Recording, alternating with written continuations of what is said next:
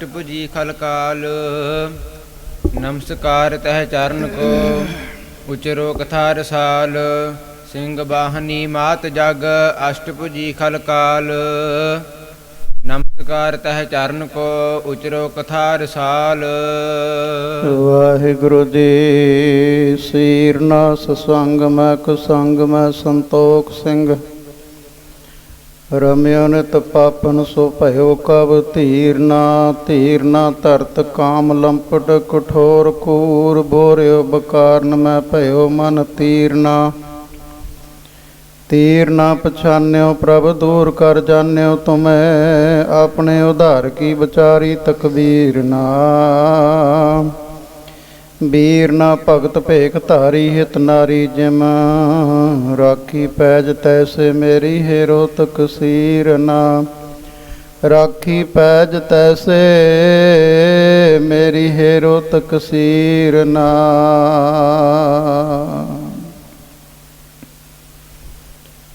ਧੰਨ ਧੰਨ ਸਾਹਿਬ ਸ੍ਰੀ ਗੁਰੂ ਗ੍ਰੰਥ ਸਾਹਿਬ ਮਹਾਰਾਜ, ਤਿਨਾਂ ਦੀ ਅਪਾਰ ਕਿਰਪਾ ਬਖਸ਼ਿਸ਼ ਸਾਨੂੰ ਨਿਮਾਣਿਆਂ ਨੂੰ ਮਾਣ ਬਖਸ਼ਿਆ। ਆਪਣੇ ਸੋਹਣੇ ਮੁਬਾਰਕ ਚਰਨਾਂ 'ਚ ਬੈਠਣ ਦਾ ਸੁਭਾਗ ਪ੍ਰਾਪਤ ਹੋਇਆ ਹੈ। ਭਾਵੇਂ ਕਿ ਕਥਾ ਦੇਸਾਂ ਵਿਦੇਸਾਂ ਵਿੱਚ ਸੰਗਤਾਂ ਘਰਾਂ 'ਚ ਬੈਠ ਕੇ ਵੀ ਸਰਵਣ ਕਰ ਰਹੀਆਂ, ਪਰ ਗੁਰੂ ਮਹਾਰਾਜ ਦੀ ਹਰ ਜਗ੍ਹਾ ਹੀ ਹਾਜ਼ਰ ਨਾਜ਼ਰ ਹੈ ਨਾ। ਇਸ ਤਰ੍ਹਾਂ ਵੀ ਆਪਾਂ ਵਿਚਾਰ ਕਰ ਲਵਾਂਗੇ। ਇਸੇ ਕਰਕੇ ਮੈਂ ਜ਼ਿਆਦਾ ਇਹ ਬੇਨਤੀ ਨਹੀਂ ਕਰਦਾ ਹੁੰਦਾ ਵੀ ਗੁਰੂ ਮਹਾਰਾਜ ਸ਼ਰਨ 'ਚ ਬੈਠੀ ਸੰਗਤ, ਕਿਉਂਕਿ ਜਿਹੜੇ ਫਿਰ ਘਰਾਂ 'ਚ ਬੈਠੇ ਸੁਣਦੇ ਨੇ ਉਹਨਾਂ ਦੇ ਮਨ ਨੂੰ ਦੁੱਖ ਜਿਹਾ ਹੋ ਜਾਂਦਾ ਵੀ ਸਾਡੇ ਐਡੇ ਮਾੜੇ ਭਾਗ ਅਸੀਂ ਬੈਠ ਵੀ ਨਹੀਂ ਸਕਦੇ। ਉਹਨਾਂ ਵਾਸਤੇ ਗੁਰੂ ਮਹਾਰਾਜ ਜੀ ਹਰ ਜਗ੍ਹਾ ਹੀ ਹਾਜ਼ਰ ਨਾਜ਼ਰ ਹਨ। ਗੁਰਪਤੀ ਦੀ ਸਾਂਝ ਪਾਓ, ਪਿਆਰ ਦੇ ਸਹਿਤ ਆਖੋ ਜੀ ਵਾਹਿਗੁਰੂ ਜੀ ਕਾ ਖਾਲਸਾ ਵਾਹਿਗੁਰੂ ਜੀ ਕੀ ਫਤਿਹ। ਪੂਰਵਰਧ ਦੇ ਅਧਿਆਏ 73 ਪੂਰਨ ਹੋ ਚੁੱਕੇ। ਉਸ ਤੋਂ ਬਾਅਦ ਉਤਰਾਰਧ ਗੁਰੂ ਨਾਨਕ ਪ੍ਰਕਾਸ਼ ਦਾ 5ਵਾਂ ਅਧਿਆਏ ਜਿਹੜਾ ਹੈ ਆਪਾਂ ਸੰਪੂਰਨ ਕਰ ਚੁੱਕੇ ਹਾਂ। ਗੁਰੂ ਨਾਨਕ ਦੇਵ ਮਹਾਰਾਜ ਜੀ ਤਲਵੰਡੀ ਨਗਰ ਪਹੁੰਚੇ ਹੈ। ਮਾਤਾ ਪਿਤਾ ਵੱਲੋਂ ਕਾਫੀ ਕੋਸ਼ਿਸ਼ ਕਰੀ ਗਈ ਵੀ ਰਹੋ ਇੱਥੇ, ਚੰਗੇ ਕੱਪੜੇ ਪਹਿਨੋ, ਭੋਜਨ ਛਕੋ, ਘੋੜੇ ਲੈ ਦਿੰਨਾ ਪਿਤਾ ਜੀ ਕਹਿੰਦੇ, ਸੋਹਣਾ ਮਕਾਨ ਬਣਾਇਆ ਤੁਹਾਡੇ ਵਾਸਤੇ। ਉਹਨਾਂ ਪ੍ਰਤੀ ਮਹਾਰਾਜ ਜੀ ਨੇ ਫਿਰ ਸ਼ਬਦ ਉਚਾਰਨ ਕਰਿਆ ਸੀ ਸਾਨੂੰ ਸਾਰਿਆਂ ਨੂੰ ਸਿੱਖਿਆ ਦੇਣ ਦੇ ਵਾਸਤੇ। ਰੱਤਾ ਪਹਿਨਣ ਮਨ ਰੱਤਾ ਸੁਪੇਦੀ ਸਤਦਾਨ ਇਤਿਆਦਿ 4 ਪਦਾਂ ਦਾ ਸ਼ਬਦ। ਸੋ ਫਿਰ ਮਾਤਾ ਜੀ ਨੇ ਬੜੇ ਪਿਆਰ ਵਿੱਚ ਹੀ, ਕਿਉਂਕਿ ਮਾਂ ਪਿਓ ਦੀ ਬੇਨਤੀ ਹੁੰਦੀ, ਮਾਂ ਪਿਓ ਦਾ ਹੁਕਮ ਹੀ ਹੁੰਦਾ ਹੈ, ਪਰ ਫਿਰ ਵੀ ਬੜੇ ਪਿਆਰ ਵਿੱਚ ਕਿਹਾ ਸੀ ਪੁੱਤਰ ਮੇਰੀ ਉਮਰ ਬਹੁਤ ਵੱਡੀ ਹੋ ਗਈ ਹੈ, ਨੇੜੇ ਜੇ ਲੱਗਿਆ ਪਿਆ ਕੰਮ, ਕੀ ਪਤਾ ਕਦੋਂ ਸੱਦਾ ਜਾਣਾ ਹੈ। ਇੱਕੋ ਇੱਕ ਪੁੱਤਰ ਹੈ, ਉਡੀਕਦੇ ਰਹਿੰਦੇ ਹਾਂ, ਅੱਖਾਂ ਥੱਕ ਜਾਂਦੀਆਂ ਨੇ, ਵਿਰਾਗ ਵਿੱਚ ਮਨ ਭਿੱਜਿਆ ਰਹਿੰਦਾ। ਹੁਣ ਸਾਡੇ ਕੋਲੇ ਰਹਿਣਾ ਕਰ ਤੂੰ। ਭਾਵੇਂ ਕਿ ਮਹਾਰਾਜ ਕਹਿ ਰਹੇ ਸੀ ਵੀ ਮੇਰੇ ਬਸ ਨਹੀਂ ਹੈ। ਜ਼ਿਆਦਾ ਕਹਿਣ 'ਤੇ ਫਿਰ ਮਾਤਾ ਪਿਤਾ ਦਾ ਮਨ ਰੱਖਣ ਦੇ ਵਾਸਤੇ ਮਹਾਰਾਜ ਜੀ ਉੱਠ ਕੇ ਘਰ ਨੂੰ ਆ ਗਏ ਨੇ। ਬੜੀਆਂ ਸੰਗਤਾਂ ਆ ਰਹੀਆਂ ਨੇ, ਭੀੜ ਲੱਗੀ ਰਹਿੰਦੀ ਹੈ ਵਿਹੜੇ ਦੇ ਵਿੱਚ। ਭਾਈ ਬਾਲਾ ਜੀ ਨੂੰ ਭੇਜਿਆ ਵੀ ਤੁਸੀਂ ਜਾਓ ਘਰੇ ਮਿਲ ਆਓ ਪਰਿਵਾਰ ਨੂੰ, ਮੁੱਖ ਚਿੱਕੜ ਦੇ ਵਿੱਚ ਨਾ ਫਸ ਜਿਓ, ਜਲਦੀ ਮੁੜ ਆਇਓ। ਭਾਈ ਬਾਲਾ ਜੀ ਮੰਨ ਕੇ ਗਏ, ਨਾਲ ਦੀ ਨਾਲ ਵਾਪਸ ਆ ਗਏ ਨੇ। ਇਹ ਸਰਵਣ ਕਰ ਚੁੱਕੇ ਹਾਂ। 6ਵਾਂ ਅਧਿਆਇ ਸ਼ੁਰੂ ਕਰਨ ਤੋਂ ਪਹਿਲਾਂ ਭਾਈ ਸਾਹਿਬ ਜੀ ਗੁਰਬਾਣੀ ਦਾ ਮੰਗਲ ਕਰ ਰਹੇ ਨੇ। ਪਿਆਰ ਦੇ ਨਾਲ ਸਰਵਣ ਕਰੋ ਜੀ। ਦੋਹਰਾ ਸਿੰਘ ਬਾਹਨੀ ਮਾਤ ਜਗ ਅਸ਼ਟਭੁਜੀ ਖਲਕਾਲ। ਜਗਤ ਮਾਤਾ ਗੁਰਬਾਣੀ ਗੁਰਦੇਵ, ਮਾਤਾ ਗੁਰਦੇਵ ਪਿਤਾ। ਭਾਵੇਂ ਕਿ ਮੰਗਲ ਜਿਹੜਾ ਹੈ ਕਵੀ ਸਰਸਵਤੀ ਦਾ ਵੀ ਕਰਦੇ ਹੈ, ਪਰ ਸਾਡੇ ਮਾਤਾ ਪਿਤਾ ਗੁਰੂ ਹੀ ਹਨ। ਜਗਤ ਮਾਤਾ ਜੋ ਮੰਨੇ ਗੁਰਬਾਣੀ ਜੋ ਹੈ ਸਿੰਘ ਬਾਹਾਨੀ, ਇਹਦੇ ਮੈਂ ਪਿਛਲੇ ਮੰਗਲ ਵਿੱਚ ਵੀ ਵਿਚਾਰ ਕਰ ਦਿੱਤੀ ਸੀ। ਸਿੰਘ ਸ਼ੇਰ ਕਹਿੰਦੇ ਨੇ। ਗੁਰਸਿੱਖ ਜਦੋਂ ਗੁਰੂ ਮਹਾਰਾਜ ਨੂੰ ਘਰੇ ਲੈ ਕੇ ਜਾਂਦਾ, ਕਿਤੇ ਵੀ ਲੈ ਕੇ ਜਾਂਦਾ, ਆਪਣੇ ਸੀਸ ਦੇ ਉੱਪਰ ਲੈ ਕੇ ਜਾਂਦਾ ਹੈ। ਗੁਰਸਿੱਖ ਸਿੰਘ ਹੀ ਸਜਾਇਆ ਮਹਾਰਾਜ ਜੀ ਨੇ। ਅਸ਼ਟਭੁਜਾ ਖਲਕਾਲ, 8 ਭੁਜਾਂ ਵਾਲੀ ਮੰਨੀ ਆ ਉਹ ਦੇਵੀ। ਇਸੇ ਤਰ੍ਹਾਂ 8 ਭੁਜਾਂ ਦਾ ਭਾਵ ਇਹ ਹੁੰਦਾ ਬੜੀ ਤਕੜੀ ਹੈ। ਗੁਰਬਾਣੀ ਵਰਗਾ ਤਕੜਾ ਕੋਈ ਨਹੀਂ ਜਿਹੜਾ ਗੁਰਬਾਣੀ ਪੜ੍ਹ ਲੈਂਦਾ। ਨਿਰਭਉ ਜਪੈ ਸਗਲ ਭਉ ਮਿਟੈ। ਖਲ ਕਾਲ, ਖਲ ਕਹਿੰਦੇ ਨੇ ਮੂਰਖ, ਕਾਲ ਕਹਿੰਦੇ ਨੇ ਮੌਤ। ਮੂਰਖਾਂ ਨੂੰ ਮੌਤ ਦੇਣ ਵਾਲੀ ਜਾਂ ਮੂਰਖਾਂ ਨੂੰ ਸਿੱਖਿਆ ਦੇਣ ਵਾਲੀ ਗੁਰਬਾਣੀ। ਨਮਸਕਾਰ ਤਹਿ ਚਰਨ ਕੋ ਉਚਰੋ ਕਥਾ ਰਸਾਲ। ਉਹ ਗੁਰਬਾਣੀ ਰੂਪ ਗੁਰੂ ਗ੍ਰੰਥ ਸਾਹਿਬ ਮਹਾਰਾਜ ਜੀ ਨੂੰ ਨਮਸਕਾਰ ਕਰਕੇ ਭਾਈ ਸਾਹਿਬ ਜੀ ਕਹਿੰਦੇ ਮੈਂ ਰਸ ਵਾਲੀ ਕਥਾ ਅੱਗੇ ਉਚਾਰਨ ਕਰਦਾ ਹਾਂ। ਸ੍ਰੀ ਬਾਲਾ ਸੁਦਰਵਾਚ ਚੌਪਈ ਸੁਨਹੁ ਕਥਾ ਸੀਰੀ ਫੇਰੂ ਨੰਦਨ। ਹੇ ਫੇਰੂ ਦੇ ਪਿਤਾ ਜੀ ਦਾ ਨਾਮ ਫੇਰੂ ਸੀ, ਗੁਰੂ ਅੰਗਦ ਦੇਵ ਮਹਾਰਾਜ। ਹੇ ਫੇਰੂ ਦੇ ਨੰਦਨ ਕਹੀਏ ਪੁੱਤਰ ਜੀ ਗੁਰੂ ਅੰਗਦ ਦੇਵ ਜੀ, ਅੱਗੇ ਜਿਹੜੀ ਕਥਾ ਹੈ ਉਹ ਵੀ ਸੁਣਨੀ ਕਰੋ। ਸਰੋਤਨ ਕੇ ਅਗ ਓਗ ਨਿਕੰਦਨ। ਜਿਹੜੀ ਕਥਾ ਸਰੋਤਿਆਂ ਦੇ ਵੱਡੇ ਵੱਡੇ ਪਾਪਾਂ ਨੂੰ ਨਾਸ ਕਰਨ ਵਾਲੀ ਹੈ। ਤਲਵੰਡੀ ਮਹਿ ਦੀਨ ਦਿਆਲਾ। ਦੀਨਾਂ ਦੇ ਦਿਆਲੂ ਸਤਿਗੁਰੂ ਗੁਰੂ ਨਾਨਕ ਦੇਵ ਜੀ ਰਹਤਿਓ ਕਿਤਕ ਬਿਤਾਏ ਕਾਲਾ। ਤਲਵੰਡੀ ਨਗਰ ਵਿੱਚ ਬਹਿ ਰਹਿੰਦਿਆਂ ਹੋਇਆਂ ਕੁਝ ਕੁ ਸਮਾਂ ਬਤੀਤ ਕਰਿਆ। ਏਕ ਦਿਵਸ ਕਾਲੂ ਟਿਗ ਆਵਾ। ਇੱਕ ਦਿਨ ਗੁਰੂ ਨਾਨਕ ਦੇਵ ਜੀ ਦੇ ਕੋਲੇ ਪਿਤਾ ਜੀ ਆ ਗਏ ਹਨ। ਹਿਤ ਸਮਝਾਵਨ ਬਚਨ ਅਲਾਵਾ। ਸਮਝਾਉਣ ਦੇ ਵਾਸਤੇ ਪਿਤਾ ਜੀ ਕਹਿਣ ਲੱਗੇ ਕੋਲੇ ਬੈਠ ਕੇ, ਏ ਸੁਤ ਗ੍ਰਿਸ਼ਤੀ ਰੀਤ ਕਰੀਜੈ। ਪੁੱਤਰ ਹੁਣ ਮੈਂ ਤੈਨੂੰ ਪਹਿਲਾਂ ਵੀ ਬਹੁਤ ਵਾਰੀ ਕਿਹਾ, ਹੁਣ ਫੇਰ ਕਹਿ ਰਿਹਾ ਹਾਂ, ਗ੍ਰਿਸ਼ਤਾਂ ਵਾਲੀ ਜਿਹੜੀ ਰੀਤ ਹੈ ਉਹ ਧਾਰਨ ਕਰਨੀ ਕਰ। ਵੇਖ ਫਕੀਰੀ ਅਬ ਤਜ ਦੀਜੈ। ਆ ਸਾਧਾਂ ਵਾਲਾ ਜਿਹੜਾ ਫਕੀਰ ਹੈ ਇਹਦਾ ਤਿਆਗ ਕਰ ਦੇ। ਆਗੇ ਦਰਬ ਜਿਤੋ ਕਰਬਾਰਾ। ਅੱਗੇ ਜਿੰਨਾ ਘਰ ਦੇ ਵਿੱਚ ਧਨ ਸੀ ਹੋਏ ਬਿਰਕਤ ਲੁਟਾਇਓ ਸਾਰਾ। ਬਰਾਗਤ ਹੋ ਕੇ ਬਰਾਗੀ ਹੋ ਕਰਕੇ ਤਿਆਗੀ ਹੋ ਕੇ ਸਾਰੇ ਹੀ ਲੁਟਾ ਦਿੱਤਾ। ਕਉ ਕਿਰਤ ਅਬ ਲਿਓ ਸੰਭਾਰੀ। ਤੇ ਮੈਂ ਇਹ ਚਾਹੁੰਦਾ ਹਾਂ ਕੋਈ ਨਾ ਕੋਈ ਕਾਰੋਬਾਰ ਹੁਣ ਤੂੰ ਸੰਭਾਲਣਾ ਕਰ। ਦਰਬ ਕਮਾਬਹੁ ਸਮਤ ਵਿਚਾਰੀ। ਸ੍ਰੇਸ਼ਟ ਮਤ ਦੇ ਨਾਲ ਵਿਚਾਰ ਕਰਕੇ ਜਿਵੇਂ ਤੈਨੂੰ ਚੰਗਾ ਲੱਗਦਾ ਹੈ ਉਵੇਂ ਜਿਵੇਂ ਧਨ ਕਮਾਉਣ ਦੀ ਕੋਈ ਕਿਰਤ ਕਰ। ਜਰਾ ਗੁਸੀ ਅਬ ਦੇਹ ਹਮਾਰੀ। ਮੇਰੀ ਦੇਹੀ ਮੇਰਾ ਸਰੀਰ ਬੁਢੇਪੇ ਨੇ ਗਰਸ ਲਿਆ ਹੈ। ਸੁਖ ਦੇਵਨ ਕੀ ਹੈ ਤਬ ਵਾਰੀ। ਹੁਣ ਤੇਰੀ ਸੁਖ ਦੇਣ ਦੀ ਵਾਰੀ ਹੈ, ਮੈਨੂੰ ਸੁਖ ਦੇਣਾ ਕਰ। ਸਰਬ ਸਦਨ ਕੋ ਕਾਰ ਚਲਾਵਹੁ। ਸਾਰਾ ਘਰ ਦਾ ਕੰਮ ਕਾਰ ਜਿਹੜਾ ਹੈ ਬਹੁਤ ਵੱਡਾ ਹੈ ਉਹਨੂੰ ਚਲਾਉਣਾ ਕਰ। ਨਿਜ ਪਰ ਬਸਹੁ ਬੈਸ ਸੁਖ ਪਾਵਹੁ। ਆਪਣੇ ਨਗਰ ਵਿੱਚ ਰਹੋ ਤੇ ਘਰੇ ਬੈਠ ਕੇ ਸੁਖ ਪਾਉਣਾ ਕਰੋ। ਰਹੇ ਹਮਰੀ ਦ੍ਰਿਸ਼ਟ ਅਗਾਰੀ। ਸਾਡੀਆਂ ਅੱਖਾਂ ਦੇ ਅੱਗੇ ਰਹੋਗੇ ਪੁੱਤਰ ਜੀ। ਸੁਖੀ ਰਹਿ ਤਬ ਸਭਿਨ ਹਿਤ ਲਾਈ। ਸੁਖੀ ਰਹਿ ਤਬ ਪਿਖ ਮਹਤਾਰੀ। ਤੁਹਾਡੀ ਮਾਤਾ ਤੁਹਾਨੂੰ ਦੇਖ ਕੇ ਸੁਖੀ ਰਹੇਗੀ। ਨਿਜ ਸੁਤ ਇਸਤਰੀ ਲਿਓ ਮੰਗਾਈ। ਆਪਣੇ ਪੁੱਤਰਾਂ ਨੂੰ ਬੁਲਾ ਲਵੋ ਤੇ ਆਪਣੀ ਇਸਤਰੀ ਨੂੰ ਮੰਗਾ ਲਵੋ। ਕਰ ਪ੍ਰਿਤਪਾਲ ਸਭਨ ਹਿਤ ਲਾਈ। ਹਿੱਤ ਲਾ ਕੇ ਪਿਆਰ ਨਾਲ ਤੇਰੀ ਡਿਊਟੀ ਹੈ ਉਹਨਾਂ ਦੀ ਪਾਲਣਾ ਕਰਨੀ, ਸਾਰਿਆਂ ਦੀ ਪ੍ਰਤਪਾਲਣਾ, ਸਾਡੀ ਵੀ ਪਾਲਣਾ ਕਰ ਤੇ ਆਪਣੇ ਬੱਚਿਆਂ ਦੀ ਵੀ ਪਾਲਣਾ ਕਰ। ਵਿਛੜੇ ਹੈ ਸੋ ਕਿਤ ਕਿਤ ਥਾਨਾ। ਵਿਛੜ ਗਏ ਨੇ ਕੋਈ ਕਿਤੇ ਬੈਠਾ ਹੈ। ਵੱਡਾ ਸੁਪੁੱਤਰ ਤੇਰਾ ਬਾਬਾ ਸ੍ਰੀ ਚੰਦ ਜੀ, ਉਹ ਆਪਣੀ ਭੂਆ ਕੋਲੇ ਬੈਠਾ ਸੁਲਤਾਨਪੁਰ ਨਗਰ। ਛੋਟਾ ਸ੍ਰੀ ਲਖਮੀ ਦਾਸ ਜੀ, ਉਹ ਆਪਣੇ ਨਾਨਕੇ ਘਰ ਆਪਣੀ ਮਾਤਾ ਆਪਣੇ ਨਾਨੇ ਨਾਨੀ ਕੋਲੇ ਬੈਠੇ ਹੋਏ ਹਨ। ਤੁਝ ਵਿਹੀਨ ਰਹੀ ਸੁਖ ਦੁਖਵਾਨਾ। ਇਹ ਤੋਂ ਬਗੈਰ ਦੁੱਖਾਂ ਦੇ ਨਾਲ ਹੀ ਰਹਿ ਰਹੇ ਨੇ, ਸੁੱਖ ਤਾਂ ਕੋਈ ਹੈ ਨਹੀਂ। ਇਸ ਵਿਦ ਕੇ ਸੁਨ ਕੇ ਬਚ ਤਾਤਾ। ਇਸ ਤਰ੍ਹਾਂ ਆਪਣੇ ਪਿਤਾ ਜੀ ਦੇ ਜਦੋਂ ਬਚਨ ਸੁਣੇ ਗੁਰੂ ਨਾਨਕ ਦੇਵ ਜੀ ਨੇ, ਬੋਲੇ ਪ੍ਰਭੂ ਗਿਆਨ ਸੁਖ ਦਾਤਾ। ਗਿਆਨ ਤੇ ਸੁੱਖਾਂ ਦੇ ਦਾਤੇ ਗੁਰੂ ਨਾਨਕ ਦੇਵ ਮਹਾਰਾਜ ਜੀ ਬਚਨ ਕਰਨ ਲੱਗੇ। ਸੁਨ ਪਿਤ ਇਹ ਮਤ ਨੌਕਾ ਨਿਆਈ। ਪਿਤਾ ਜੀ ਸੁਣਾ ਕਰੋ, ਇਹ ਮਤ ਜਿਹੜੀ ਹੈ ਨੌਕਾ ਕਿਸ਼ਤੀ ਦੀ ਤਰ੍ਹਾਂ ਹੈ। ਮਤ ਜਿਹੜੀ ਬੁੱਧੀ ਹੈ।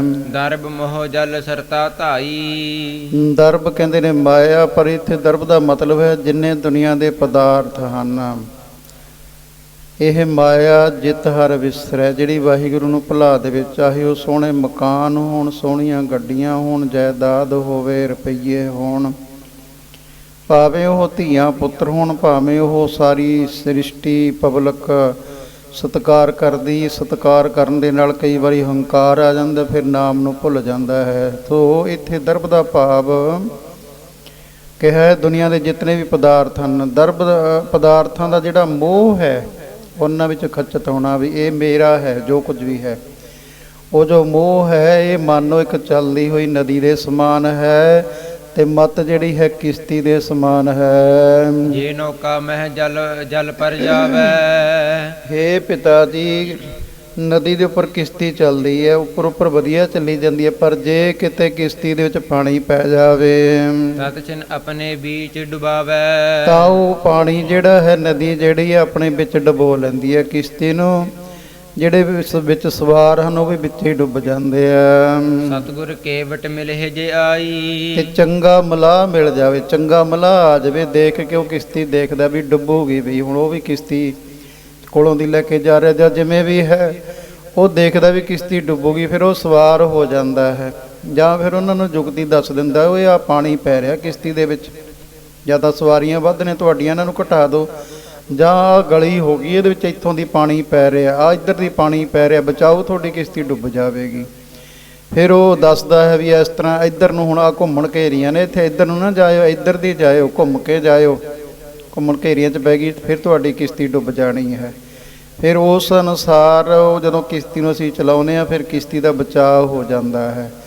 ਜਿਹੜੀਆਂ ਸਵਾਰੀਆਂ ਵਿੱਚ ਬੈਠੀਆਂ ਹਨ ਉਹ ਵੀ ਬਚ ਜਾਂਦੀਆਂ ਨੇ। ਦੁਬਾਰਾ ਪੜੋ ਜੇ ਸਤਿਗੁਰ ਕੇਵਟ ਮਿਲਹਿ ਜੇ ਆਈ। ਐਸੇ ਤਰ੍ਹਾਂ ਹੀ ਸਤਿਗੁਰ ਰੂਪੀ ਕੇਵਟ ਕਹਿੰਦੇ ਨੇ ਮਲਾਹ ਮਿਲ ਜਾਵੇ, ਗੁਰੂ ਮਿਲ ਜਾਵੇ। ਮਤ ਨੌਕਾ ਪਰ ਹਵੈ ਚੁਕਸਾਈ। ਉਹ ਮਤ ਰੂਪੀ ਨੌਕਾ, ਕਿਸ਼ਤੀ ਪਿੱਛੇ ਦੱਸਿਆ ਸੀ ਨਾ ਵੀ ਮਤ ਜਿਹੜੀ ਹੈ ਕਿਸ਼ਤੀ ਦੀ ਨਿਆਈ ਹੈ, ਜਿਹੜੇ ਪਦਾਰਥਾਂ ਦਾ ਮੋਹ ਹੈ ਉਹ ਨਦੀ ਦੀ ਨਿਆਈ ਹੈ। ਫਿਰ ਸਤਿਗੁਰੂ ਮਹਾਰਾਜ ਜੀ ਮਤ ਰੂਪੀ ਕਿਸ਼ਤੀ ਦੇ ਉੱਪਰ ਸਵਾਰ ਹੋ ਜਾਂਦੇ ਨੇ।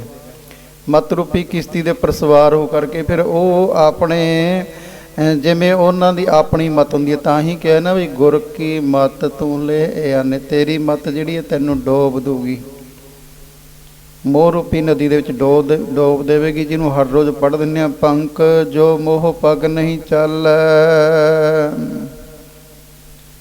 ਮੋਹ ਰੂਪੀ ਪੰਕ ਕਹਿੰਦੇ ਨੇ ਚਿੱਕੜ, ਇਹਦੇ ਵਿੱਚ ਇੱਕ ਪੱਗ ਵੀ ਪੈਰ ਵੀ ਨਹੀਂ ਚੱਲਦਾ, ਚਿੱਕੜ ਵਿੱਚ ਪੈਰ ਫਸ ਜਾਂਦਾ ਹੈ। ਹਮ ਦੇਖਾ ਤਹਿ ਡੂਬੀ ਹਲੇ ਦੇਖ ਰਹੇ ਹਾਂ, ਬੜੇ ਡੁੱਬ ਰਹੇ ਹਨ। ਸਤਿਗੁਰੂ ਮਹਾਰਾਜ ਜੀ ਫਿਰ ਕਿਰਪਾ ਕਰਦੇ ਨੇ, ਉਹ ਮੋਹ ਤੋਂ ਉੱਚੇ ਚੁੱਕ ਦਿੰਦੇ ਨੇ। ਮੋਹ ਰੂਪੀ ਨਦੀ ਤੋਂ ਕਿਸ਼ਤੀ ਨੂੰ ਜਿਵੇਂ ਉੱਪਰ ਲੈ ਕੇ ਜਾਂਦਾ ਹੈ, ਪਾਣੀ ਦੇ ਉੱਪਰ ਚੱਲਦੀ ਹੈ, ਐਵੇਂ ਜਿਵੇਂ ਸਤਿਗੁਰੂ ਮਹਾਰਾਜ ਜੀ ਫਿਰ ਉਹ ਮੋਹ ਰੂਪੀ ਨਦੀ ਦੇ ਉੱਪਰ ਮਤ ਸ੍ਰੇਸ਼ਟ ਮਤ ਦੇ ਵਿੱਚ ਬੈਠ ਕਰਕੇ ਆਪਣੀ ਮਤ ਅਨੁਸਾਰ ਉਸ ਕਿਸ਼ਤੀ ਨੂੰ ਚਲਾਉਂਦੇ, ਉੱਪਰ ਚਲਾਉਂਦੇ ਹਨ। ਮੋਹ ਦਰਬ ਤੇ ਉੜਦ ਚਲਾਵੈ। ਮੋਹ ਰੂਪੀ ਜਿਹੜਾ ਦਰਬ ਨਦੀ ਹੈ ਉਹਦੇ ਉੱਪਰ ਚਲਾਉਂਦੇ ਆ। ਖੇਵਨ ਕਰ ਹੈ ਗਿਆਨ ਸੁਣਾਵੈ। ਗਿਆਨ ਸੁਣਾਉਂਦੇ ਨੇ, ਗਿਆਨ ਸੁਣਾ ਕਰਕੇ ਗਿਆਨ ਸਲਾਕਾਂ ਦੇ ਬੁੱਧ ਲੋਚਨ, ਸਲਾਕਾਂ ਸਲਾਈਆਂ ਹੁੰਦੀਆਂ ਨੇ। ਸੁਰਮਾ ਪਾ ਦਿੰਦੇ ਸੀ ਡਾਕਟਰ, ਸੁਰਮੇ ਦੇ ਨਾਲ ਹੀ ਫਿਰ ਉਹ ਮੋਤੀਆ ਦੂਰ ਹੋ ਜਾਂਦਾ ਸੀ। ਐਵੇਂ ਜਿਵੇਂ ਹੀ ਕਥਨ ਕੀਤਾ ਸ਼ਾਸਤਰਾਂ ਨੇ, ਗਿਆਨ ਸਲਾਕਾਂ ਦੇ ਬੁੱਧ ਲੋਚਨ। ਗੁਰੂ ਮਹਾਰਾਜ ਨੇ ਵੀ ਕਿਹਾ ਗਿਆਨ ਅੰਜਨ ਗੁਰਦੀਆ, ਗਿਆਨ ਦਾ ਸੁਰਮਾ ਮਹਾਰਾਜ ਜੀ ਦਿੰਦੇ ਨੇ। ਫਿਰ ਅਗਿਆਨ ਅੰਧੇਰ ਵਿਨਾਸ਼, ਅਗਿਆਨਤਾ ਦਾ ਅੰਧੇਰਾ ਜਿਹੜਾ ਹੈ ਦੂਰ ਹੋ ਜਾਂਦਾ ਹੈ। ਆ ਮੇਰਾ ਮਿੱਤਰ ਹੈ, ਆ ਮੇਰਾ ਦੁਸ਼ਮਣ ਹੈ, ਆ ਮੇਰਾ ਸਰੀਰ ਹੈ, ਆ ਮੇਰੀ ਮਾਇਆ ਹੈ, ਆ ਰਾਗ ਦਵੈਸ ਵਗੈਰਾ, ਕਿਸੇ ਨਾਲ ਪ੍ਰੇਮ ਕਰਨਾ, ਕਿਸੇ ਨਾਲ ਦਵੈਸ ਈਰਖਾ ਕਰਨੀ, ਖੁਸ਼ੀ ਗਮੀ ਆ ਜਾਣੀ, ਹਰਖ ਸੋਗ ਇਤਿਆਦਿਕ ਆ ਜਾਣਾ। ਉਹ ਫਿਰ ਮਹਾਰਾਜ ਜੀ ਗਿਆਨ ਦੀਆਂ ਸਲਾਈਆਂ ਪਾ ਦੇ। ਗਿਆਨ ਸਲਾਕਾਂ ਦੇ ਬੁੱਧ ਲੋਚਨ, ਕਰ ਹੈ ਤਮ ਅਗਿਆਨ ਵਿਮੋਚਨ। ਤਮ ਕਹਿੰਦੇ ਨੇ ਅੰਧੇਰਾ, ਅਗਿਆਨਤਾ ਦਾ ਅੰਧੇਰਾ ਜਿਹੜਾ ਵਿਮੋਚਨ ਕਹਿੰਦੇ ਨੇ, ਕੱਟ ਦਿੰਦੇ ਨੇ ਮਹਾਰਾਜ ਜੀ। ਸੋ ਇਸ ਤਰ੍ਹਾਂ ਗੁਰੂ ਰੂਪੀ ਖੇਵਟ ਮਲਾਹ ਕਿਸ਼ਤੀ ਵਿੱਚ ਸਵਾਰ ਹੋ ਗਿਆ, ਜਾਂ ਉਪਦੇਸ਼ ਮਹਾਰਾਜ ਜੀ ਨੇ ਸਾਨੂੰ ਦੇ ਦਿੱਤਾ। ਮਤ ਨੌਕਾ ਪਰ ਹੈ ਚੁਕਸਾਈ, ਸਾਵਧਾਨ ਹੋ ਕੇ ਕਿਸ਼ਤੀ ਦੇ ਉੱਪਰ ਉਹ ਬੈਠ ਜਾਂਦੇ ਨੇ। ਤੇ ਮੋਹ ਰੂਪੀ ਦਰਬ ਜਿਹੜਾ ਹੈ ਜਿਹੜੀ ਨਦੀ ਹੈ ਉਹ ਤੋਂ ਉੱਪਰ ਚਲਾਉਂਦੇ ਨੇ ਤੇ ਗਿਆਨ ਸੁਣਾਉਂਦੇ ਹਨ। ਆਤਮ ਲਖਨੋ ਪਾਰ ਨਿਕਾਰਾ। ਕਿਨਾਰਾ, ਪਾਰ ਦਾ ਜਿਹੜਾ ਕਿਨਾਰਾ ਹੈ, ਕਿਉਂਕਿ ਪਾਰ ਪਹੁੰਚਣਾ ਹੈ ਨਾ, ਨਦੀ ਚੋਂ ਕਿਸ਼ਤੀ ਲੈ ਕੇ ਪਾਰ ਪਹੁੰਚਣਾ ਹੈ, ਨਹੀਂ ਫਿਰ ਘੁੰਮਣ ਘੇਰੀਆਂ ਖਾਈ ਜਾਂਦੀ ਹੈ। ਆਪਣੀ ਆਤਮਾ ਨੂੰ ਜਾਣ ਲੈਣਾ। ਗੁਰੂ ਫਿਰ ਉਪਦੇਸ਼ ਦਿੰਦੇ ਹਨ ਵੀ ਜਿਹਨੂੰ ਤੂੰ ਜੀਵ ਹੀ ਮੰਨੀ ਜਾਂਦਾ, 84 ਲੱਖ ਜੋਨੀ ਦੇ ਵਿੱਚ ਦੁਬਾਰਾ ਬਾਰ ਘੁੰਮਦਾ ਹੈ, ਜੀਵ ਕੋਟੀ ਵਿੱਚ ਫਿਰ ਰਿਹਾ ਹੈ, ਤੂੰ ਜੀਵ ਨਹੀਂ ਹੈ। ਕਹੋ ਕਬੀਰ ਹੈ ਰਾਮ ਕੀ ਅੰਸ਼, ਤੂੰ ਉਹਦੀ ਅੰਸ਼ ਹੈ। ਸਮੁੰਦਰ ਦੇ ਵਿੱਚੋਂ ਪਾਣੀ ਵਿਛੜ ਗਿਆ, ਟੋਬਾ ਬਣ ਗਿਆ, ਛੱਪੜ ਬਣ ਗਿਆ, ਹੋਰ ਅਨੇਕਾਂ ਰੂਪ, ਬੂੰਦ ਰਹਿ ਗਈ ਹੈ। ਔਰ ਉਹ ਬੂੰਦ ਟੋਭਾ ਛੱਪੜ ਦੁਬਾਰਾ ਪਾਣੀ ਵਿੱਚ ਮਿਲ ਗਿਆ, ਫਿਰ ਪਾਣੀ ਦਾ ਰੂਪ ਹੋ ਜਾਂਦਾ। ਐਸੇ ਤਰ੍ਹਾਂ ਹੀ ਉਹ ਗਿਆਨ ਦਿੰਦੇ ਨੇ ਵੀ ਆਤਮਾ, ਤੂੰ ਅਸਲ ਆਤਮਾ ਹੈ, ਜਿਹਨੂੰ ਕਿਹਾ ਹੈ ਮਹਾਰਾਜ ਜੀ ਨੇ ਆਤਮਾ ਪ੍ਰਾਤਮਾ ਇੱਕੋ ਕਰੈ, ਦੋਨਾਂ ਨੂੰ ਇੱਕ ਕਰ ਦੇਣਾ। ਜਿਹੜੀ ਉਹ ਪਰਮ ਆਤਮਾ ਹੈ ਉਹਦੇ ਵਿੱਚ ਆਤਮਾ ਨੂੰ ਮਿਲਾ ਦੇਣਾ। ਦੁਬਾਰਾ ਪੜੋ। ਆਤਮ ਲਖਨੋ ਪਾਰ ਕਿਨਾਰਾ। ਪਾਰ ਦਾ ਜਿਹੜਾ ਕਿਨਾਰਾ ਹੈ, ਨਦੀ ਦਾ ਪਾਰ ਦਾ ਕਿਨਾਰਾ ਹੈ, ਉਹ ਹੈ ਆਪਣੀ ਆਤਮਾ ਨੂੰ ਜਾਣ ਲੈਣਾ। ਪਹੁੰਚੈ ਤਹ ਤਬ ਹੋਏ ਸੁਖਾਰਾ। ਸੌਖੇ ਹੀ ਫਿਰ ਜਦੋਂ ਮਹਾਰਾਜ ਜੀ ਗਿਆਨ ਸੁਣਾਉਂਦੇ ਨੇ ਤੇ ਪਰਿਵਾਰ ਦੇ ਵਿੱਚ ਰਹਿੰਦਾ ਹੋਇਆ ਹੀ ਉਪਦੇਸ਼ ਦਿੰਦੇ ਨੇ ਵੀ ਜਗਤ ਮੈਂ ਝੂਠੀ ਦੇਖੀ ਪ੍ਰੀਤ, ਆਪਣੇ ਹੀ ਸੁਖ ਸਿਉ ਸਭ ਲਾਗੇ, ਕਿਆ ਦਾਰਾ ਕਿਆ ਮੀਤ। ਸੱਚੀ ਪ੍ਰੀਤੀ ਹੈ ਨਾਮ ਦੀ, ਉਹ ਤੈਨੂੰ ਪਰਲੋਕ ਵਿੱਚ ਵੀ ਸਹਾਈ ਹੋਵੇਗਾ। ਤੋ ਇਸ ਤਰੀਕੇ ਅਨੁਸਾਰ ਸਤਿਗੁਰੂ ਮਹਾਰਾਜ ਜੀ ਜਦੋਂ ਪਵਿੱਤਰ ਉਪਦੇਸ਼ ਦਿੰਦੇ ਹਨ, ਫਿਰ ਇਹ ਸੌਖਿਆਂ ਹੀ ਉਸ ਨਦੀ ਤੋਂ, ਮੂੰਹ ਰੂਪੀ ਨਦੀ ਤੋਂ ਪਾਰ ਹੋ ਜਾਂਦਾ ਹੈ। ਨਦੀ ਦੇ ਵਿੱਚ ਦੀ ਹੀ ਲੰਘਦਾ ਪਾਰ ਹੋ ਜਾਂਦਾ ਹੈ। ਨਤ ਇਹ ਜਨਮ ਮਰਨ ਦੁਖ ਪਾਰੀ। ਨਹੀਂ ਤਾਂ ਹੈ ਪਿਤਾ ਜੀ, ਹੈ ਸਾਧ ਸੰਗਤ ਜੀ, ਜਨਮ ਮਰਨ ਦਾ ਦੁੱਖ ਜਿਹੜਾ ਬਹੁਤ ਵੱਡਾ ਦੁੱਖ ਹੈ। ਬਾਰ-ਬਾਰ ਜੰਮਣਾ, ਬਾਰ-ਬਾਰ ਮਰਨਾ ਬਹੁਤ ਵੱਡਾ ਦੁੱਖ ਹੋਇਆ ਕਰਦਾ। ਉਸ ਟਾਈਮ ਮਾਂ ਦਾ ਵੀ ਕਹਿੰਦੇ ਨੇ ਜਨਮ ਦੁਬਾਰਾ ਹੁੰਦਾ, ਜਨਮ ਦੇਣ ਵਾਲੀ ਹੈ ਜਿਹੜੀ, ਤੇ ਬੱਚੇ ਦਾ ਜਨਮ ਤਾਂ ਹੋ ਹੀ ਰਿਹਾ ਹੈ। ਬਹੁਤ ਵੱਡਾ ਦੁੱਖ ਹੈ ਜਨਮ ਮਰਨ ਦਾ। ਉਸੇ ਨੂੰ ਕਿਹਾ ਹੈ ਇੱਕ ਦੁੱਖ ਰਾਮ ਰਾਏ ਘਟ ਹੋ ਮੇਰਾ, ਅਗਨ ਦਹਿ ਅਰ ਗਰਭ ਬਸੇਰਾ। ਗਰਭ ਦੇ ਵਿੱਚ ਵਾਸਾ ਜਿਹੜਾ ਹੈ, ਮਰ ਜਿੱਥੇ ਜਠਰਾਗਨੀ ਸਾੜਦੀ ਹੈ। ਬਾਰ ਬਾਰ ਜੰਮਣਾ ਮਰਨਾ, ਇਹ ਦੁੱਖ ਕੱਟ ਦਿਓ ਜੀ। ਆਏ ਜਾਏ ਜਗ ਵਾਰੰਵਾਰੀ। ਸੰਸਾਰ ਦੇ ਵਿੱਚ ਜੇ ਪੂਰਨ ਗੁਰੂ ਨਾ ਮਿਲੇ ਤਾਂ ਵਾਰ-ਵਾਰ ਆਉਂਦਾ ਹੈ, ਜੰਮਦਾ ਹੈ, ਮਰ ਜਾਂਦਾ ਹੈ। ਮਨੁੱਖਾ ਜਨ ਵਿੱਚੋਂ ਨਿਕਲ ਗਿਆ, ਫਿਰ ਤੇ ਗੁਰੂ ਨੇ ਮਿਲਣਾ ਨਹੀਂ ਨਾ। ਕੁੱਤੇ ਨੂੰ ਥੋੜ੍ਹਾ ਉਪਦੇਸ਼ ਦੇਣਗੇ ਸਤਿਗੁਰੂ ਮਹਾਰਾਜ ਜੀ, ਡੰਗਰ ਪਸ਼ੂ ਨੂੰ ਥੋੜ੍ਹਾ ਉਪਦੇਸ਼ ਦੇਣਗੇ। ਤੇ ਹੋਰ ਮੱਖੀ ਮੱਛਰ, ਉਹਨਾਂ ਨੂੰ ਆਪਾਂ ਅੰਦਰ ਵੜਨ ਹੀ ਨਹੀਂ ਦਿੰਦੇ ਗੁਰੂ ਦੇ ਦਰਬਾਰ ਦੇ ਵਿੱਚ। ਉਹਨਾਂ ਨੂੰ ਕੰਨ ਤਾਂ ਲੱਗੇ ਨੇ, ਉਹਨਾਂ ਨੂੰ ਸੋਝੀ ਨਹੀਂ ਹੈ, ਬੁੱਧੀ ਨਹੀਂ ਹੈ।